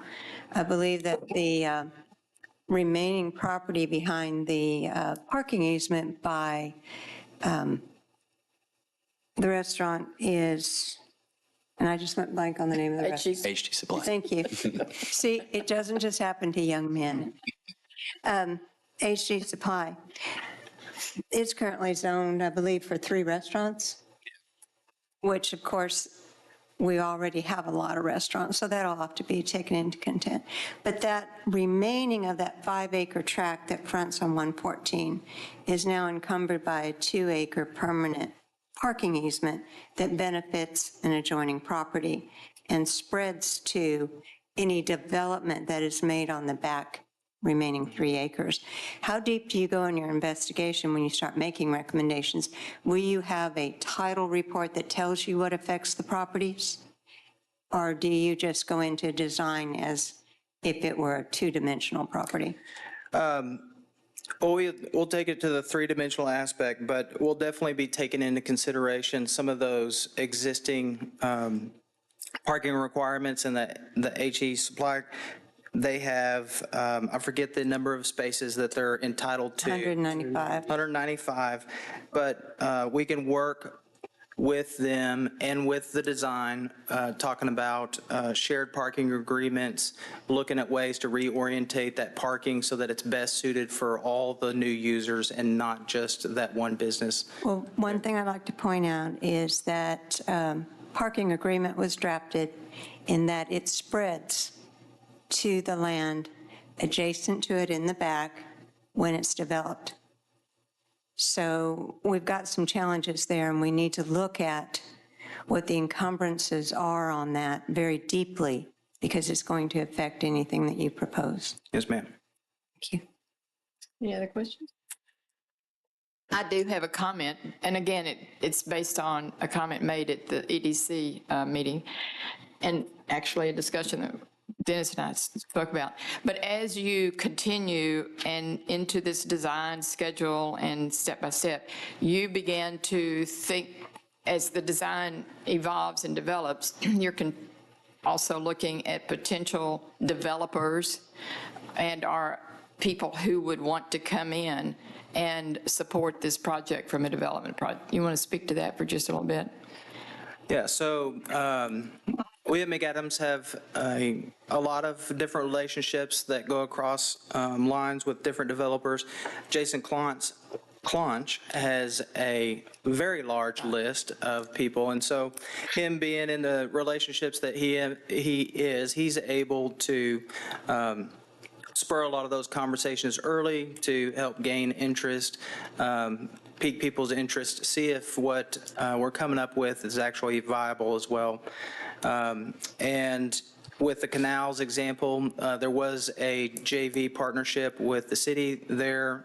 There was a developer with the land, and the city had the vision that they wanted to work with them. So in that aspect, there was a developer already there, but it was very nice to see them a part of the process, to be able to cross-check the design as it moved forward and it progressed, to make sure that the market was sustain what it was that we were designing. Hey, Mayor, my questions are for staff.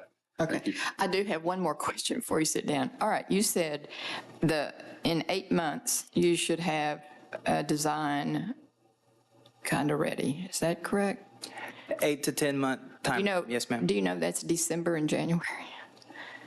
Kind of. January, yeah. So that's great. Control. That's really good. Thank you. Any other questions? Comments? Okay. Thank you very much. Thank you, Jameson. We need a motion for No, the. I have questions for staff, please. Oh, you do? Yeah, many questions. Okay. All right, first of all, this is a budgeted item, and it's in the ADC, and it's under outside services, and it has a $50,000 budget. But this is going to be split over 2 years, or 2 financial years, so therefore it will stay within the budget, as far as we now know. Correct, yeah. And there are other lines there that if we need to transfer some lines, we don't spend a lot of our economic development corporation money, so there's enough money there. Yep. The other thing is, in the staff report and in the professional consulting agreement and in the resolution, it uses language I don't like or I disagree with. For an example, on page 54, it uses at the intersection of Highway 114 and Trophywood Drive. This small track is broader than that in many phases. The other one is on the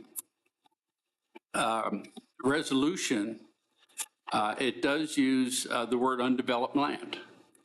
This is more than undeveloped land. So what I'd like changes to be implemented both in the staff report, in the resolution, and possibly in the professional consulting agreement, that there'll be an attachment of the concept that you showed us just a few minutes ago in place of those languages. And I've already talked to staff about this, but this is very specifically, it uses the word undeveloped land. Well, there's only 2 tracts that are undeveloped there. This includes more than that.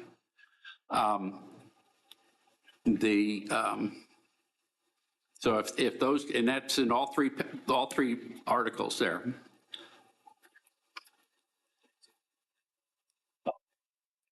Thank you. Is that it? That's it. They've answered all my other questions. Thank you. And you're Very good. good? Yeah. We'll make sure that the thank you. correct area is described there. So. Okay, so I'd like to make a motion that we approve this first reading with the corrections that the staff has agreed to do. Okay, is there a second? I'll second. Stacy seconds that. Is any further discussion? While the motion's on the floor, what would be your preferred method, Brandon, to identify the subject area in the contract?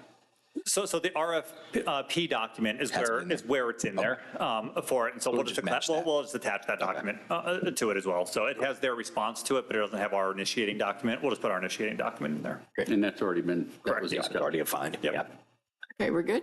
All those in favor, raise your hand. All those opposed, motion passes. Thank you. We will read number 8. Thank you, Maggie. Number 8, second reading, consider a resolution approving a professional services agreement between the Town of Trophy Club and the Economic Development Corporation and the John R. McAdams Company, Inc. for a small area plan in a not-to-exceed amount of $89,437. So again, this is just a state requirement that it be read twice for it. I'm happy to get up and do that again. If you'd like me to stay in my seat, I'll be more than happy to do that as well. So Mayor, I'll leave it up to you. What do y'all want to do? Anybody want to make a motion? I'll make a motion to approve the resolution of the professional services agreement with the caveat of the same designation that Councilman Sheridan made for item number 7, not to exceed $89,437. Is there a second? Second. Luann seconds. Discussion? Good. All those in favor, raise your hand. Those opposed? Done. Thank you very much. Go to item 9. Number 9, consider a resolution authorizing and approving the Town of Trophy Club Economic Development Corporation's Thrive Business Grant Program. And this will be Brandon. It will.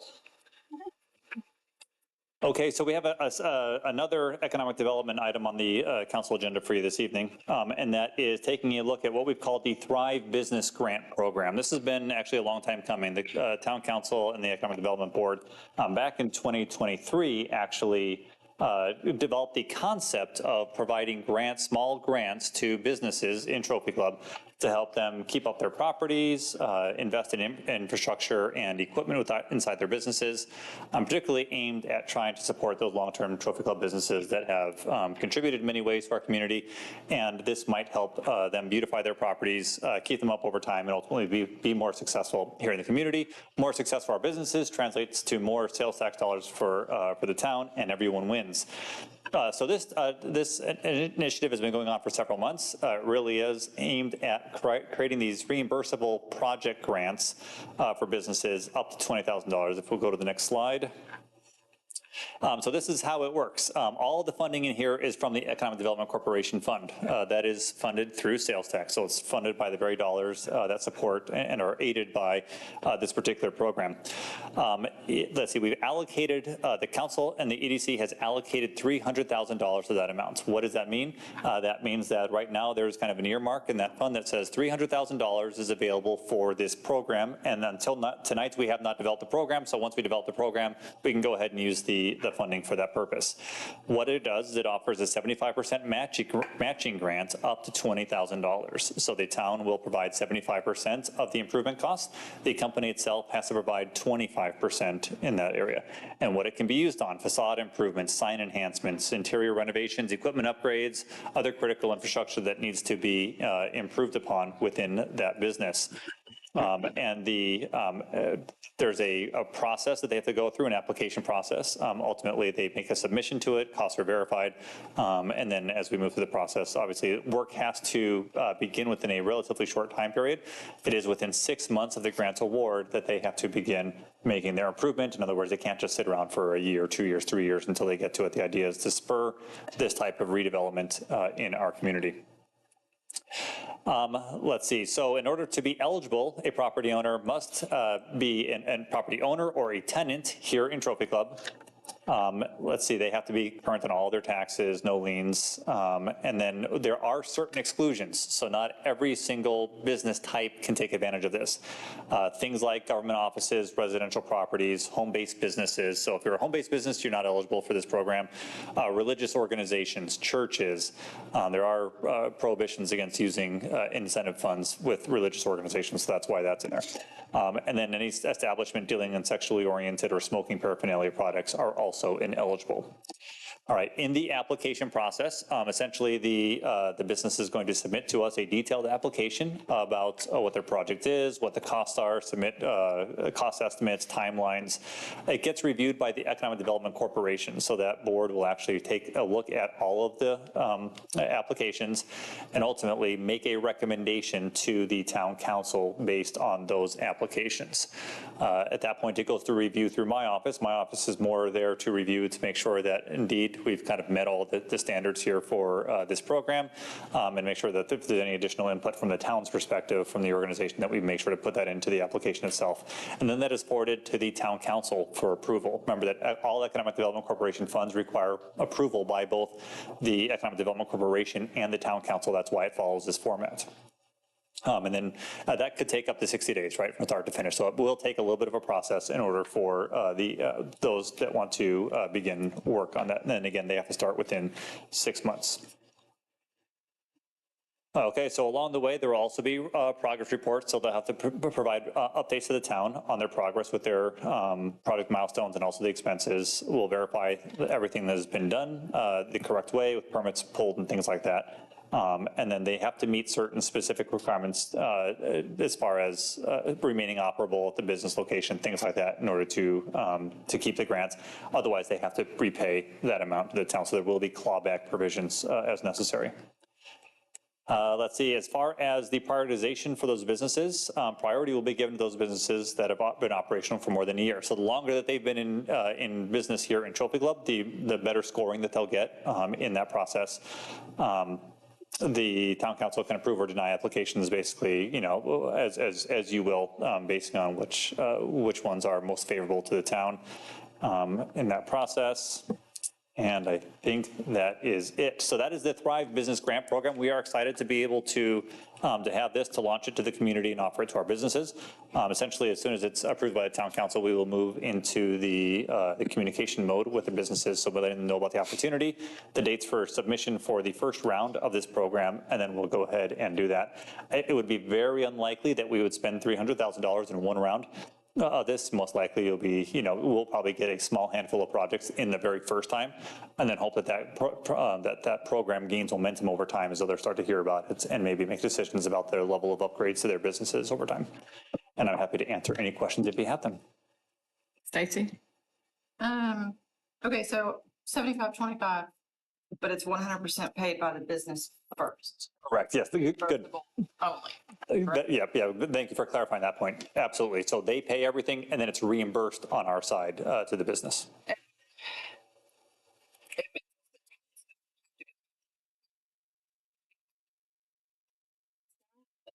Duties. Who is that? So additional duties, so we will, I haven't talked through great details of that with Tamara, but it'll likely be Tamara going out and making the final inspection to make sure that everything's been done. That's after the correct levels of permits are, you know, our normal staff will do that level of review with everything. And when it's done, she'll be ensuring that everything that was supposed to have been completed was completed. All the permits have been signed off on, things like that, and completed in the process.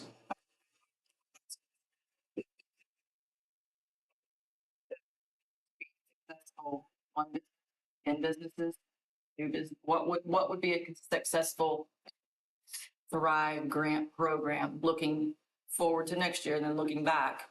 What would be successful to you? Given the number of businesses that we have in town, if we have 2 to 3 a year that take advantage of this, that would be, we'd be doing pretty well. When you think about that as a percentage of our overall businesses. That would be Yeah, that would be pretty good if we get 2 or 3. Absolutely. Is there a time period that this grant will run? Is it till the funds run out, or is there a finite? Yeah, ultimately that will be an EDC and a town council condition, right? As of right now, there is no end date placed on these funds. So as of right now, they're available for it. Any budget process, the council or EDC can adjust that amount and make other conditions on it. So every year there's an opportunity to make an adjustment to it. You can add funds, you can subtract funds. It's just part of the normal budgetary process that you would do every year as you allocate funding. So the idea is that this money would be $300,000 would be, we would set it aside right now with fund balance for this project, so it would indeed carry over, right? It would be there permanently until it is reallocated or spent. Exhausted.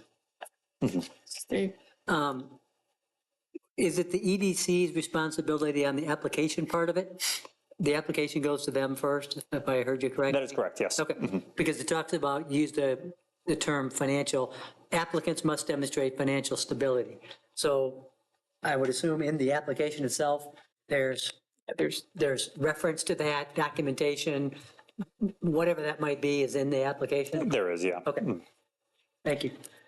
I have a question. The more I think about this, the more I'm kind of curious, because I would like to see, frankly, the villages of Trophy Club. There's a big wall out there, and I'd love to see that be really nice looking.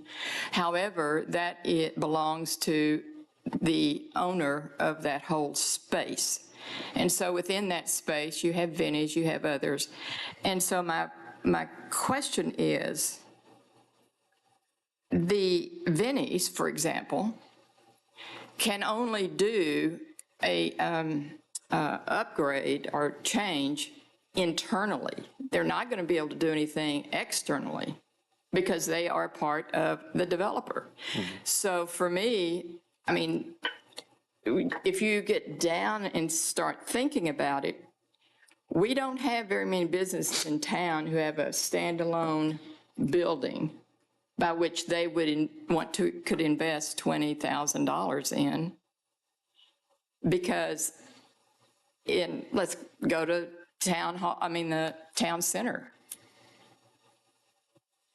They're not going to let a business redesign their front. That's based on their development. Do you understand what I'm saying? Absolutely, yeah. So I'm wondering how many businesses really in town can take advantage of this. That's my real question. Yeah, the businesses that will most easily take advantage of this are ones that are owner occupied, right? So the business owner owns the property. That's correct. Those are the easiest ones. Correct. For ones like the Villages of Trophy Club, right, where you have multiple tenants in place, the property owner would be the one that would have to make an application to be able to fix the wall, right, the monument sign that's there. Sometimes that's a little bit more difficult because the property owners may or may not be more local, right? They may just be investment groups and things like that as well. So that just creates a level of complexity to how it is that we have to reach out to and try and engage those individuals in knowledge of the program, hoping that it creates some level of motivation to provide an upgrade where otherwise they wouldn't. But at the same time, people like Vinnie's could use that for a sign, if that was the case. Or Dave, who next door at the ship shop, who had problems with his air conditioner. Yeah, they for can several days went without. This could help them. Yeah. Along with the owner can still ask for it, even though it may exceed 20,000 for trying to do that wall. Oh, yeah. But we also have ordinances on maintaining the wall. So if the wall was not maintained properly, we can enforce. That's a separate transaction type thing. Correct, yeah. Okay. Yeah, and that's one of the benefits of this program is that by looking inside the business as well and offering it for upgrades on the inside, so you have things like, seating, tables, chairs, counters, things like that, equipment, restaurant equipment, things, things that they would be using, other equipment that they might be using as a place of business.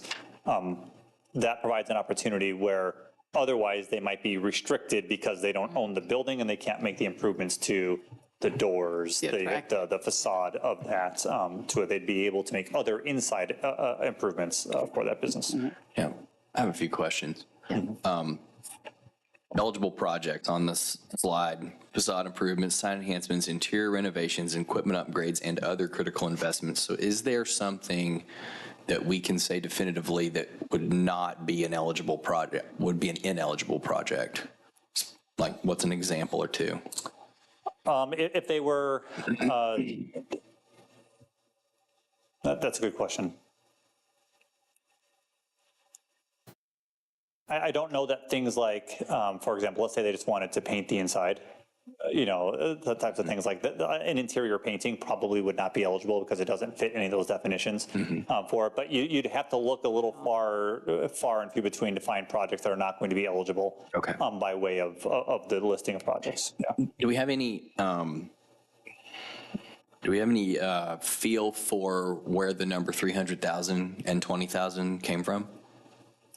I know 20, I can tell you 20,000. 20,000 came from conversations with the EDC and, I'm trying to remember now if it started off lower or higher. Does anyone recall? It started at 10,000. Was it 10,000? I was going to say, I thought I started lower and then it was raised up. It was originally like 80, 20. Yeah, it was 80-20 and they split, they shared that a little bit. The 300,000 started the conversation in the 2021 budget, didn't make it.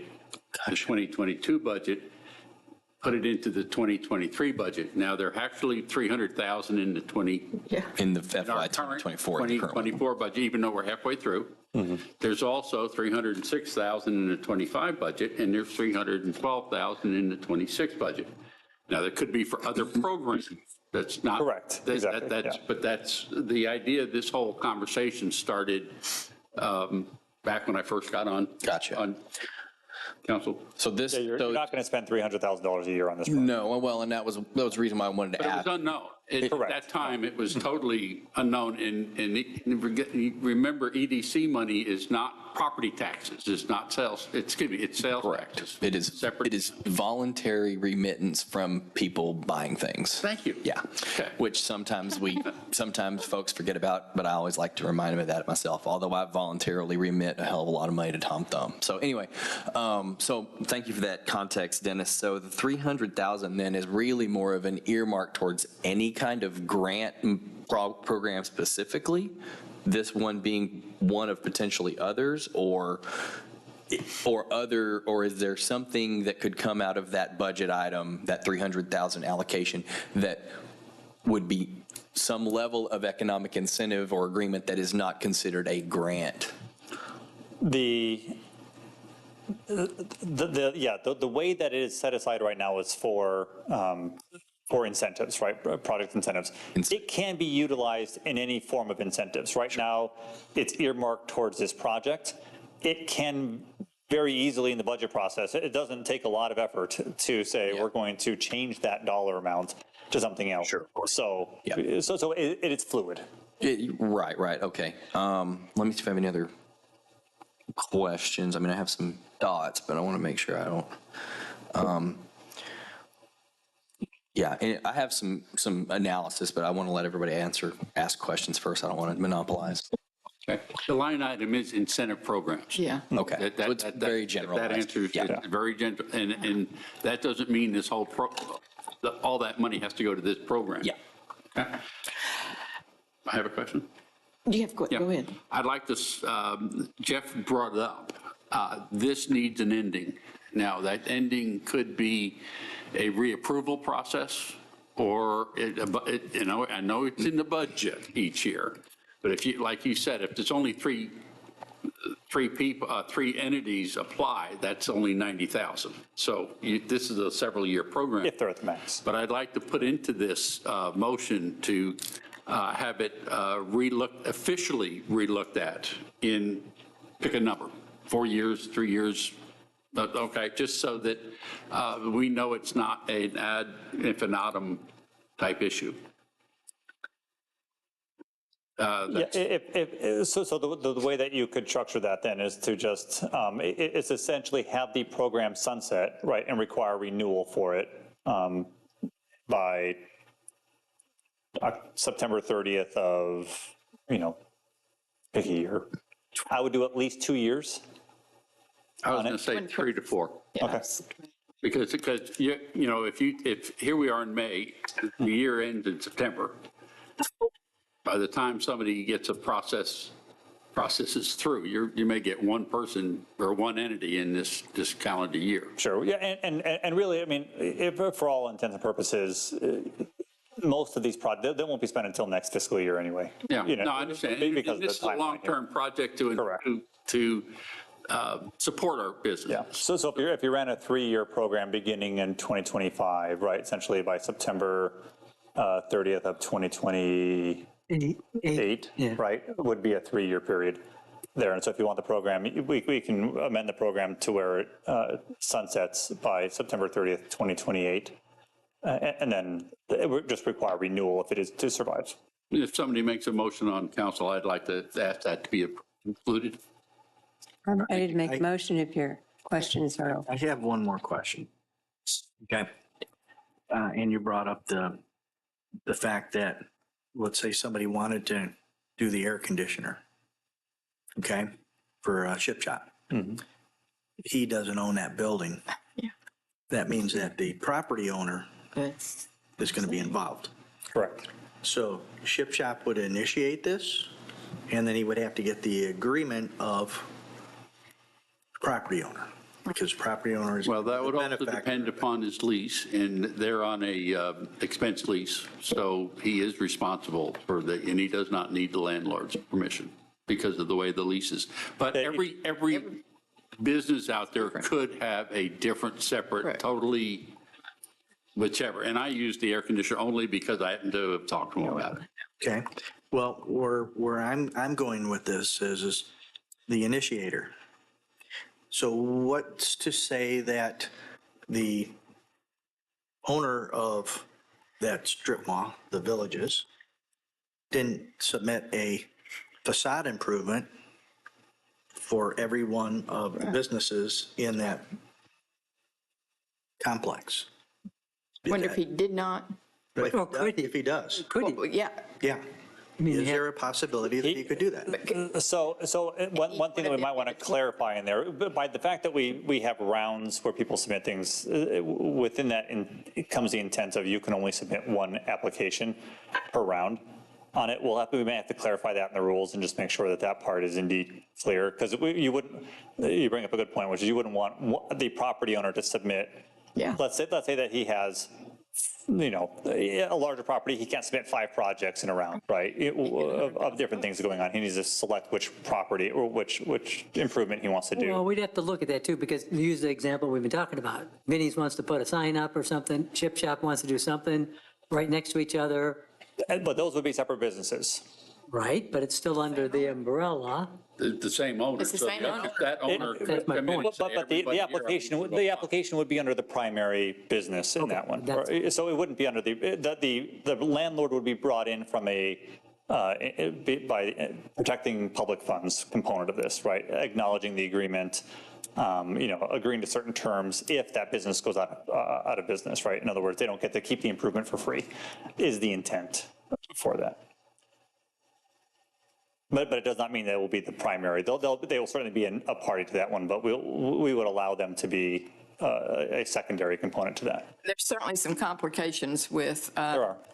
the owner of the property to get that all squared away. So my question is also, how is the town going to communicate this with clarity to our businesses? That is going to be a real challenge. Is it going, what are you thinking? Yeah, so we'll be using emails for sure. Okay. So we'll be sending out informational emails. In addition to that, we'll probably walk around all the businesses and application, hand it to will. them. Okay. The property owner group we'll have to think a little bit more about as well for that, because we want to try and make sure that they're aware of the project. Because you bring up monument signs, right? Those might be a perfect opportunity for this. But they have to get word of it, and they don't always get word of it so easily because they're somewhere else. Other questions? Everybody good? Do we need a motion? I'd like to make a motion that we approve, right wording.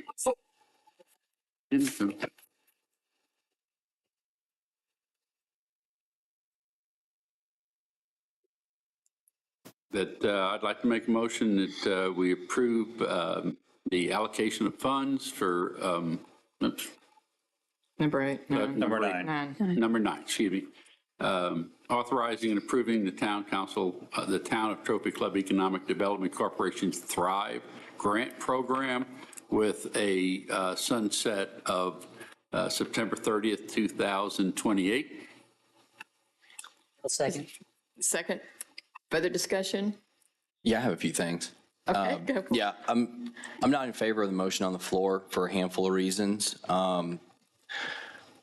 Generally speaking, I think that if we're going to use EDC funds for smallish business grants, we need to be cognizant of our overall strategy for how to use EDC funds as a whole. To me, we need to make sure every EDC expenditure goes towards the stated goal of growing the sales tax pie. The purpose of collecting a chunk of that sales tax is to hopefully make that overall sales tax revenue bigger over a long period of time by reinvesting in some fashion. The list of eligible projects as currently written in this program are too broad to do that. I mean, when I think about, and I'm not the expert, but I know staff, we have people that can help answer this for us and make this more, narrow it a little bit, but I think of things that help with visibility to a business, awareness of a business's ability to market themselves. Think about what we can do outside of business-specific grants relative to improving the potential uses in a retail area to include businesses that can generate more sales tax per square foot, all of those things.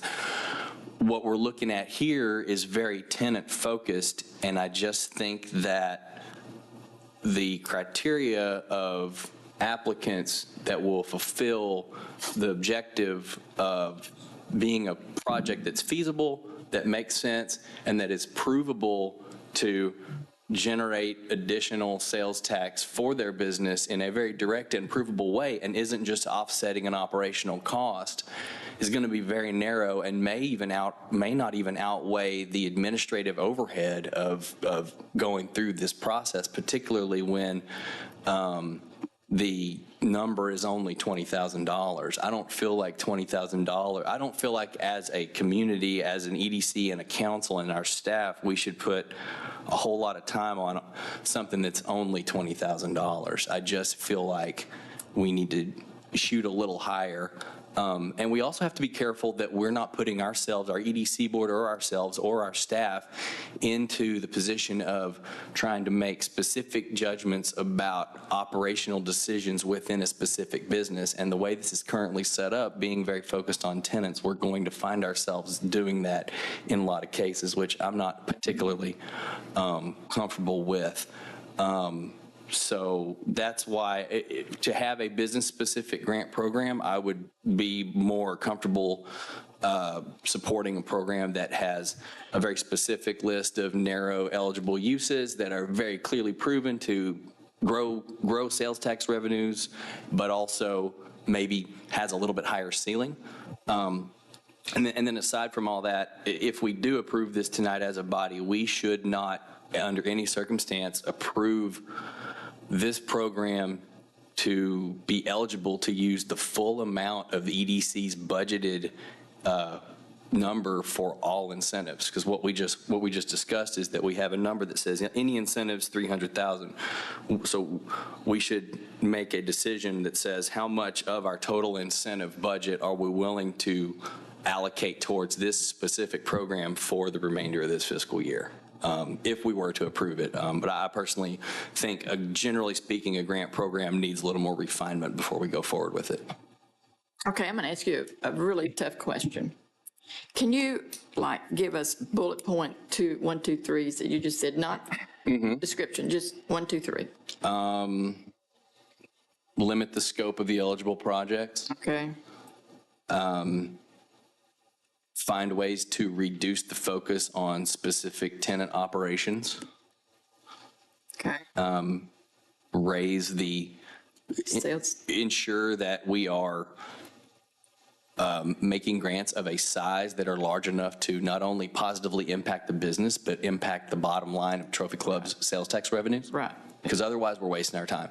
It's not that it's not money well, it's not like it's wasteful for the business to get a little injection of cash, but it is wasteful for the administrative and decision-making apparatus to go through those iterations without doing so at a volume that can, or at a scope that can actually increase how much sales tax revenue we get in a given year. Rylan, I agree with everything you said. I think it's going to be hard from a measurable standpoint to do that. How can you measure, or how can we set something in place that measures increased sales tax revenue when X is done? I don't know how you do that. Part of it is a leap of faith that if you are doing some of these things, facades, cleaning up the place, making it look more attractive, intuitively you're going to think, well, the hope is you're going to bring in more people and hence more sales tax. My point is I don't know how you measure that. I don't think they're focused on sales tax. Not that I don't disagree with, or I do agree a lot of what you said, but this conversation, this program's been in birth from from 2021. And it was originated on the older businesses to be able to update themselves so that they could be competitive and bring in sell and be better businesses with the newer people. So it's not perfect, but it is a part of it. And the $300,000 that's budgeted for this year will not be spent and could budgeting carry over to next year. Next year's budget's $306. Available to spend is $1.9 million.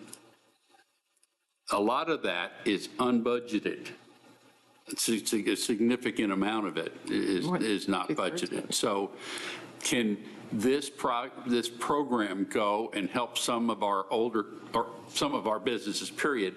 And can we create more, better improvement with your ideas? That's also out there. Okay, so I'm for it on the basis of, yeah, it's not perfect, but it sure has been, needed or mixed and worked on by several EDCs and staff people to get where we're at today. And it's could be just a beginning. Stacey?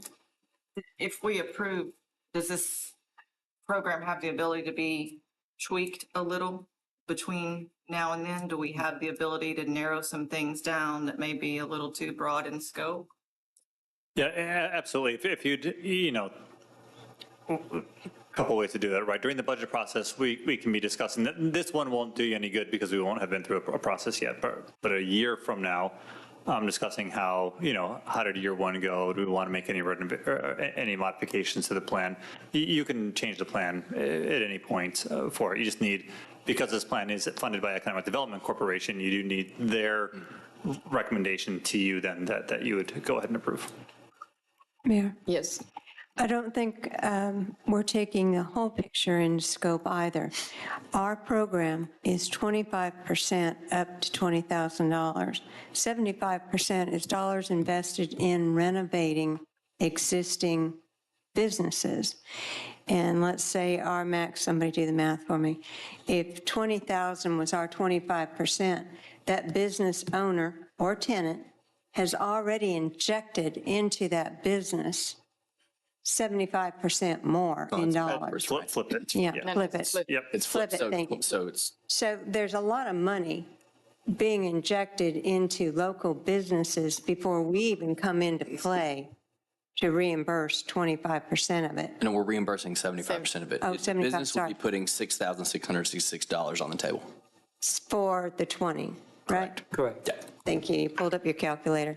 But what I'm saying is there's a large amount of money coming in and getting invested by the owner, tenant, and we're just coming in facilitating that. This is money that wouldn't have been invested without the program, more than likely. It's a kind of a trigger to get that money to start flowing into, say, a restaurant, getting some new equipment, some better equipment so that they can put out a higher quality product, something along that line. So they may do some facade improvements that are not permanent, but maybe some large planters or a bench or something that just elevates the look and the feel, and to step in and to have new tables. I think it's a wonderful program. I've been watching it as it evolves. I've listened to the discussions. I even sat in with our communications director when she had a meeting with local business and stakeholders last year. They're very excited about it. And again, 75% that we're going to reimburse back to them. But they're very excited about it. I don't see that many coming in and gobbling up that entire budget. I do support a sunset provision, let's say 3 years from the inception of the program, to look at it again. But I think that is one way of getting people to invest in their own businesses, knowing that the town is going to reward them for that, not only by supporting their businesses through the Explore Trophy Club promotions, but also by helping them by paying up to 75% of the cost at $20,000.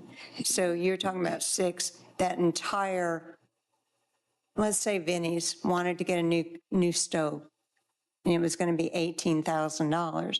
Well, this would be very helpful for that. So I'm all for it with the sunset provision. Other comments? Yeah, coming from the corporate world, General Motors had a program with dealers, facility image, kind of the same concept. And we're talking millions and millions of dollars, not 20,000. But if the formula is right, and I'm not sure we're there yet on the formula in terms of support, it can be very lucrative. I mean, I think businesses might see the value in doing something like this. That said, I'm with Ryland that the $20,000, I'm not sure that's the right number. If we're approving something tonight, how do we relook at that number? And when, is that during the budget process? Help us with that part, Brandon. Yeah, and you're referring here, I just want to make sure that I have this correctly. You're referring to the maximum dollar amount level, yes. right? Right. So the maximum dollar amount level is something that you would need to know before would need to be kind of decided upon before we release an application period. Right, so so before we would launch an application on it, we want people to say, your max is $20,000 or $25,000 for this one. For it. At that point, it just requires a modification of the program so that when we put out the materials to everyone, we're promoting the right materials. So that can happen anytime for it. It just once we've accepted applications, it'll be too late for that round to modify that amount. Yeah, but just to key on what you said, Steve, I think that for something like this to work, the dollars need to be bigger and the application and the eligibility needs to be narrower and much more thoughtfully derived and also modified to include something that applies outside of just tenancy. If we have businesses that need our help to pony up $7,000, that is a business that's at risk. That's why, to me, this is not the right sized program for what we're trying to accomplish with EDC funds. Mayor? Yes. Dean, does the council have the right to do all this, or do we just have to send it back to EDC? You'll need to send it back to the EDC. All right, because all we're doing is approving a EDC program. But we may have the right to put a sunset on it, but not to Make modifications, correct. But if I heard you correctly, EDC can institute changes at any time to, after hearing about it, like Ryland said, if they feel that everybody's asking for more money or whatever, then that could be altered. That's right. Okay, but it also would have to be originated through EDC. That's right. Thank you. So are you saying then that Company A could ask for $20,000 and Company B could ask for more? Or would have to be less. In this situation, it's $20,000, correct? Okay. So you're not saying that you could give one business more money if they ask for it? Well, This is up to $20,000. Up to 20. Yes, some may get 3,000, some may get 10,000, some may get 20,000. There you go. Okay, the 20. But the max is the key. 20,000. Yeah. They can ask for more, but the max is 20,000. Right. Okay. Now, I guess I go back to one of the continuous, again, some of the survey information is the town supporting businesses. And this is one program that does say to the businesses, we support you. We're giving you the opportunity. So that, Ryland, has a part of this whole decision-making. And again, if the program will go until 2028, the likelihood of the whole 300,000 may not be being utilized. And if it is, that's what it's designed for. And I would also say it's interesting because we all do hear how much people want to see businesses get support. Yeah, I know. But I know. I'm also 99%, well, I shouldn't say 99, but I'm heavily weighted towards the idea that if I talk to neighbors and voters about should we reinvest some sales tax money in some new kitchen equipment for a restaurant, they would say, why? No one's sending me any money for my business. It's so what people want to see happen, and then the actual how it really starts to happen when we get up here making decisions. I mean, we've all voted in favor of EDC incentives, and then people are like, why'd you give them that money?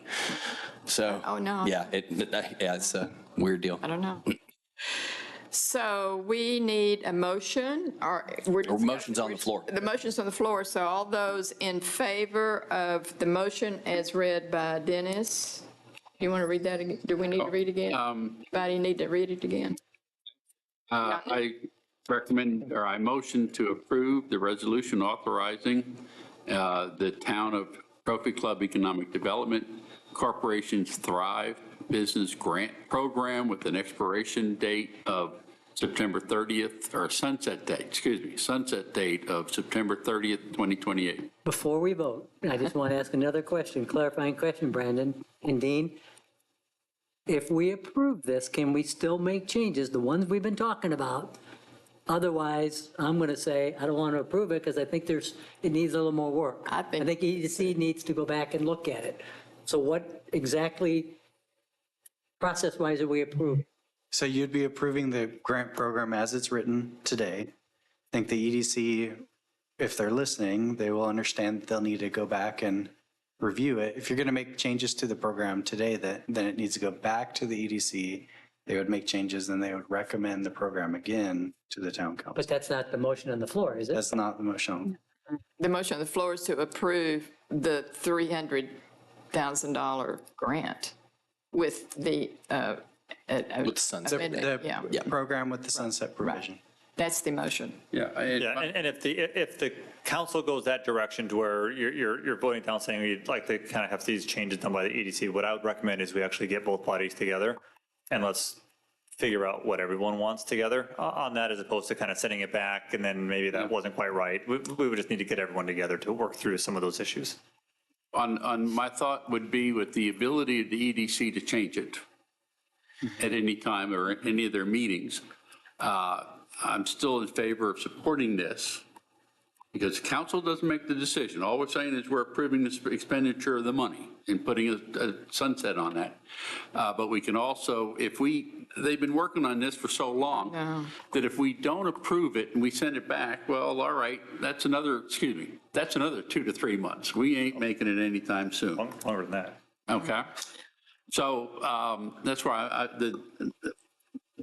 the council people have the ability through staff or in open session to say, hey, we want the EDC to look at this. So I'd recommend approving this tonight.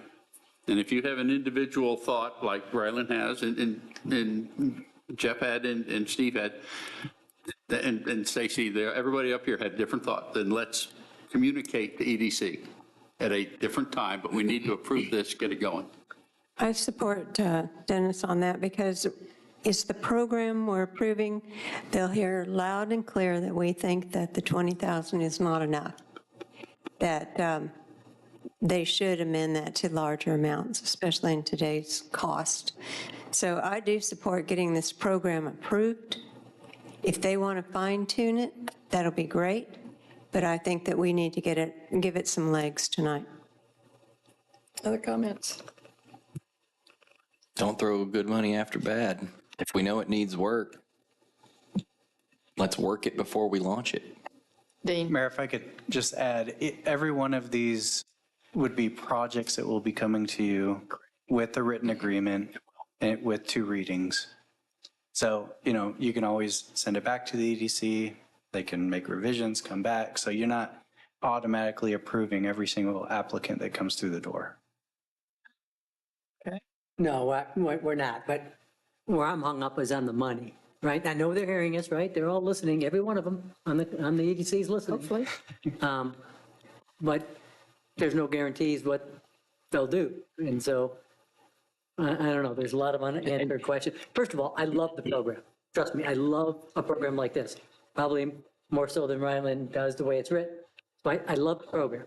I'm just a little nervous about the way it's structured at the moment. I'm sensitive to the idea of putting applicants and board time and staff time towards iterations of applications that maybe don't meet some of the things we've expressed. That's my main reason for wanting to hit pause on it for right now. Has there been communication with the businesses in the past, before this ever came, before your time? Has there been communication about what they might need or want, or if it was something they even wanted?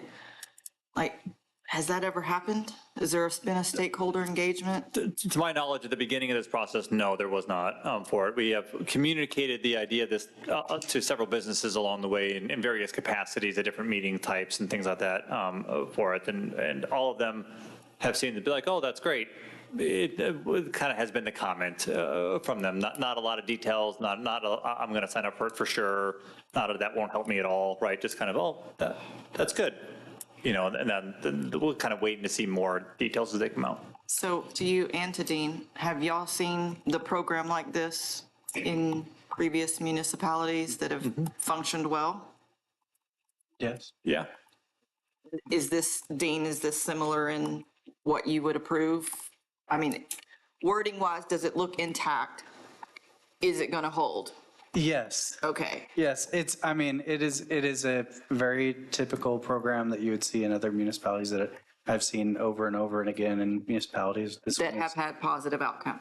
That have had positive outcome. I mean, this one is tailored to Trophy Club, and, that's part of the discussion is the businesses here. With every one of these applications that would come through, performance agreement under Texas law with an EDC requires capital investment, also requires job retention. And so there are some, or creation, and so there are some performance measures that they would all have to adhere to, and that's why you also have the recapture provision. So there's a standard process that municipalities follow along with their EDC to get these programs rolled out. I can just make one final comment, and that is I'm going to support the motion, but I'm wanting and challenging EDC to hear the comments that's been up here today and take those to heart, because to Luann's point, we can analyze this for another 6 months, 8 months, a year. Let's get something out there, but EDC, hear what we had to say. Yeah, and I'll add that we've had a good discussion on a number of points, and we've not really solved the question of how do we link this activity to increased sales tax revenue. And I'm not sure you can. Yeah. I'm not sure you can, and honestly, I'm not sure that our business owners think sales tax for the town. I don't expect them to. I think they think sales, but not sales tax. I'll tell y'all a Hamilton story after the meeting about that one. But yeah, I'm just saying. I think what they are thinking is how do they present themselves in a new way, a way that their customers will come in and they can feel good about themselves. I think it's also supports the intent to support our businesses. I have a question. There was a motion made, but who seconded it? initially, Steve did. Steve did. Okay. These two, yeah. So are we ready to vote? We've discussed, we've read the motion 2 times. Do you need to read the motion again? Okay, you I all just ready? want to verify, Steve Flynn, you've kept your second, is that correct? He's second. You kept your second? Yes. Oh, Okay, yeah, wanna you make kept your sure. second. Okay, thank you. All right, those all in favor, please raise your hand. Left hand, please. No. Those opposed? Motion carries. Thank you. Thank you for a good discussion. Very nice. Well done. We will go to item, 10.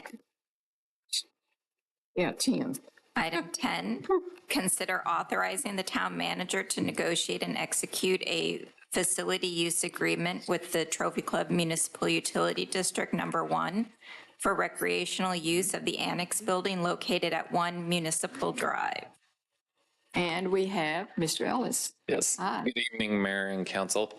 Back before you again, a little over a month and a half ago, about coming to talk about the summer camp and approaching the MUD directors about use of the annex building for the summer camp program, and coming to you tonight with that lease agreement to put a bow on it, as the work that we've done over the past month, as I had mentioned in previous meetings, we were excited to actually have a space and get the registrations out there. All the campers filled up within 42 minutes on the first day for all the weeks. And yesterday, we actually had our first kickoff with the camp in the annex, and then Mother Nature came along this morning and we lost power over there, but it has been restored, so we are good to go. But as we go through this process and we look at the history of the summer camp and continuing that legacy, but also looking at providing more programs, not only during the summer, but throughout the year, the annex has become a area that has become agreement with the MUD directors as well as town council on a viable space for that. So as we're looking tonight with this lease agreement is forming that partnership with the MUD district, that the financial increment that we'll have is just paying utilities and improvements within the inside of the building. And this is for not only the building, but also the grass area that is right next to the annex building, which I believe before my time years ago was the old police station. Our staff has gone through and been able to take that grass area and overseed it and lay sand down as well to help the growth of the grass, as well as put in irrigation there to make it a nice green space that will not only be able to use for camp during the summer, but also for other activities out there throughout the year. And so the agreement was attached to here, and this has gone to the MUD directors as well. And so we are here to recommend that the town council move to authorize the town manager to negotiate and execute that facility use agreement with the Trophy Club Municipal Utility District for recreational use of the annex building located there at 1 Municipal Drive. And I'm happy to. You used the word recreational use? I thought the wording had been changed. You want to speak to that, please? Yeah, Brandon? so I think someone talked to you, Mayor, right? So someone from the MOD board talked to the mayor, talked to me, we're playing telephone here a little bit, that that their board recreation was removed from the version that they approved. When they sent the copy over to us, that was the final version that they had approved. It did not do that. So it may be that we remove that from the agreement for it if they're agreeable to it. Certainly we can. But at this stage, The version that I received still had that language in there. And what was that again, Brandon? Just the idea, when we put in the agreement, the types of uses we would do there, right? We didn't want to say we could use it for any purpose. We just said we would use it for recreational purposes. They had removed the word recreational, is what we heard. Anyway, so I just need to go back and verify that information. If it is indeed the case, we can remove it from this. You'll notice that the version you're approving authorizes the town manager to negotiate and execute. In other words, if there needs to be minor modification language, changes to the language, I'll go ahead and make those changes consistent with what they've approved on their side. Yeah, it was. Okay. Questions? Excuse me. Go ahead. I'm going to direct this to Dean. Have you reviewed this agreement? Yes. Okay. There are a few things in it that I imagine you've already picked up on. Some of them may be pertinent, some may not. We're just, Town of Trophy Club is described as a Texas municipal corporation, and we're actually a home rule municipality. That's not a big deal, but on 1.5 town's duties, they refer to an Exhibit A, and that's the natural grass area. The only Exhibit A I see shows the actual within the four walls. I'm not seeing on this exhibit. It's right here. It's that box right there. But this is, this little bit right here, or this? It's that one right there. Correct. Okay, so we've got our Exhibit A is actually the breakdown of the portion of the building that we're using, and then this area is the only grass area that we're going to be doing. Correct, yes. Mhm. And that's the area that we've already improved with the grass and the leveling and. Yes, and once with the agreement, then the irrigation will be buried, and because right now we've tied in along the backside, and so once the agreement, then we can improve that. You can finish the improvements Correct. once you have the agreement, but right Yes. now we've just seeded it and leveled it and that sort of thing. Okay. The only thing in the agreement that I really didn't think benefited us very well was this parking, 1.6 parking, where the district director designates the parking space. Now, if they have reserved parking for their use, but it doesn't say anything about our folks for drop-off and parking there for our staff. Yeah, that was one of the items that they added in when I received the final version. I was looking for the recreational component of it, and I found that parking language in there as well. So certainly, we'll work with them on the parking part of that. I think I understand their concern there, which is they don't want to have their parking overrun by our parking needs for that. And the MUD manager has been very gracious that looking at that parking space between the annex and the grass area, that knowing, having the children out there, that we currently have a non-temporary basketball hoop out there, and that none of their uses of that area while camp is going on will occupy that space to allow the kids to be able to use those current parking areas as recreational space.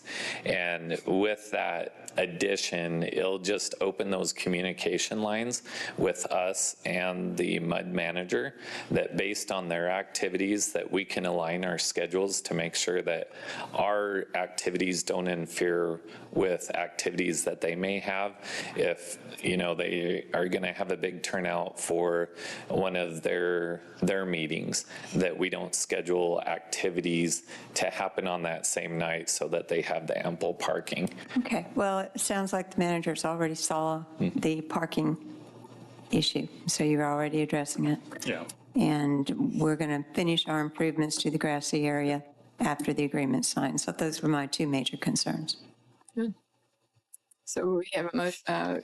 You want to read the motion, please? Read it again, please, Maggie. No. Consider authorizing the town manager to negotiate and execute a facility use agreement with the Trophy Club Municipal Utility District Number 1 for recreational use of the annex building located at 1 Municipal Drive. There a motion? I'll make a motion to approve item number 10. Second. Stacy seconds. All those in favor? I just have one more comment, sorry, Mayor, real quick. You talk about additions and improvements, Brandon and Chase. What we've done is very minor because we had to get it. I mean, they're cosmetic, you know, and walking through that. I think there could be a lot of potential and opportunity there. And I think the agreement reads that the district will have to approve that. So again, continue to work with them, but I think we have a lot of potential there. Correct. Okay, all those in favor, raise your hand. All those opposed, motion passes. Thank you for your hard work and great outcome. Thank It's you. going to be a great camp for you. Thank you so much. Item 12. It's item 11. I'm sorry. Yes, thank you. Consider an ordinance amending the fiscal year 2024 budget, allocating funds for mayor and town council expenses, as well as fire and EMS overtime expenses, and establishing an effective date. Thank you, April. Good evening, Mayor and Council. Before you this evening is a proposed amendment to the fiscal year 23-24 budget. As we are approximately 65% through the fiscal year, our mid-year review has identified a calculation error that needs correction, as well as a departmental change. These two items are included in the budget amendment request this evening. The proposed budget amendment includes an increase in the fire and EMS department's overtime budget due to a formula error in the budget document. The necessary adjustment increases the overtime amount from $40,303 to $86,087 in both the fire and EMS department budgets. The total budget increase for both departments is $91,569, which will be offset by anticipated excess revenues of $121,458. The ending overtime budget total amount will be $172,175, compared to a previous year budget amount of $167,160. In addition, we propose creating a town council department budget independent of the town secretary's office. This change does not result in an increase in the overall budget, as current budgeted funds will be transferred to the new town council budget. With that, I'm happy to answer any questions you may have. Thank you. Questions? Anybody? Not a question, just a comment. I know we talk about this being a formula error. Yes, sir. But, I mean, it's kind of a big error. I mean, it's Absolutely. a big number that somewhere we probably should have caught. Absolutely. We didn't. We're here. and- Yep. Okay. You are correct. I do have a question. What is the budget for the mayor council line item now? What is that? 16, I believe it's 16 something. 16.5. Okay. Something like that, yeah. That's what I thought. Okay, Yes, good. ma'am. Okay, thanks. All right, anybody want to make a motion? I'll make a motion to approve amending the fiscal year 2024 budget, allocating funds for mayor and town council expenses, as well as fire and EMS overtime expenses, and establishing an effective date. Second? Second. Thank you, Stacy. Second, Stacy. Those in favor, raise your hand. Those opposed? Motion passes. Thank you, April. Thank you. Now we're to item 12. Item 12, consider approval of the 2024 strategic plan outline.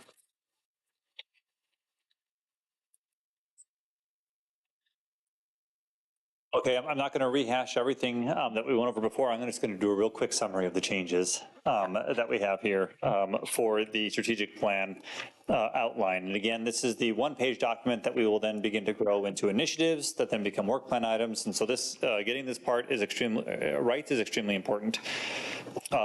So during for those that are watching from home, we were doing this a little bit earlier during our workshop. So if you want to see more information, go to the workshop and watch the full version of what this was. but the town council provided input on the 5 focus areas that we have right now and requested some changes based on that input. Here's what I have so far. So prioritize public safety was looking good pretty much as presented. In the promote quality of life focus area, removing the word inclusive and replacing that with something along the lines of for all ages. And then in the objectives area there, on the first objective, create, implement, and maintain a comprehensive master plan. So kind of making sure that language gets in there. On the strengthen infrastructure focus area, we had replacing the word connectivity with mobility in the focus area definition, and then down below in the objectives.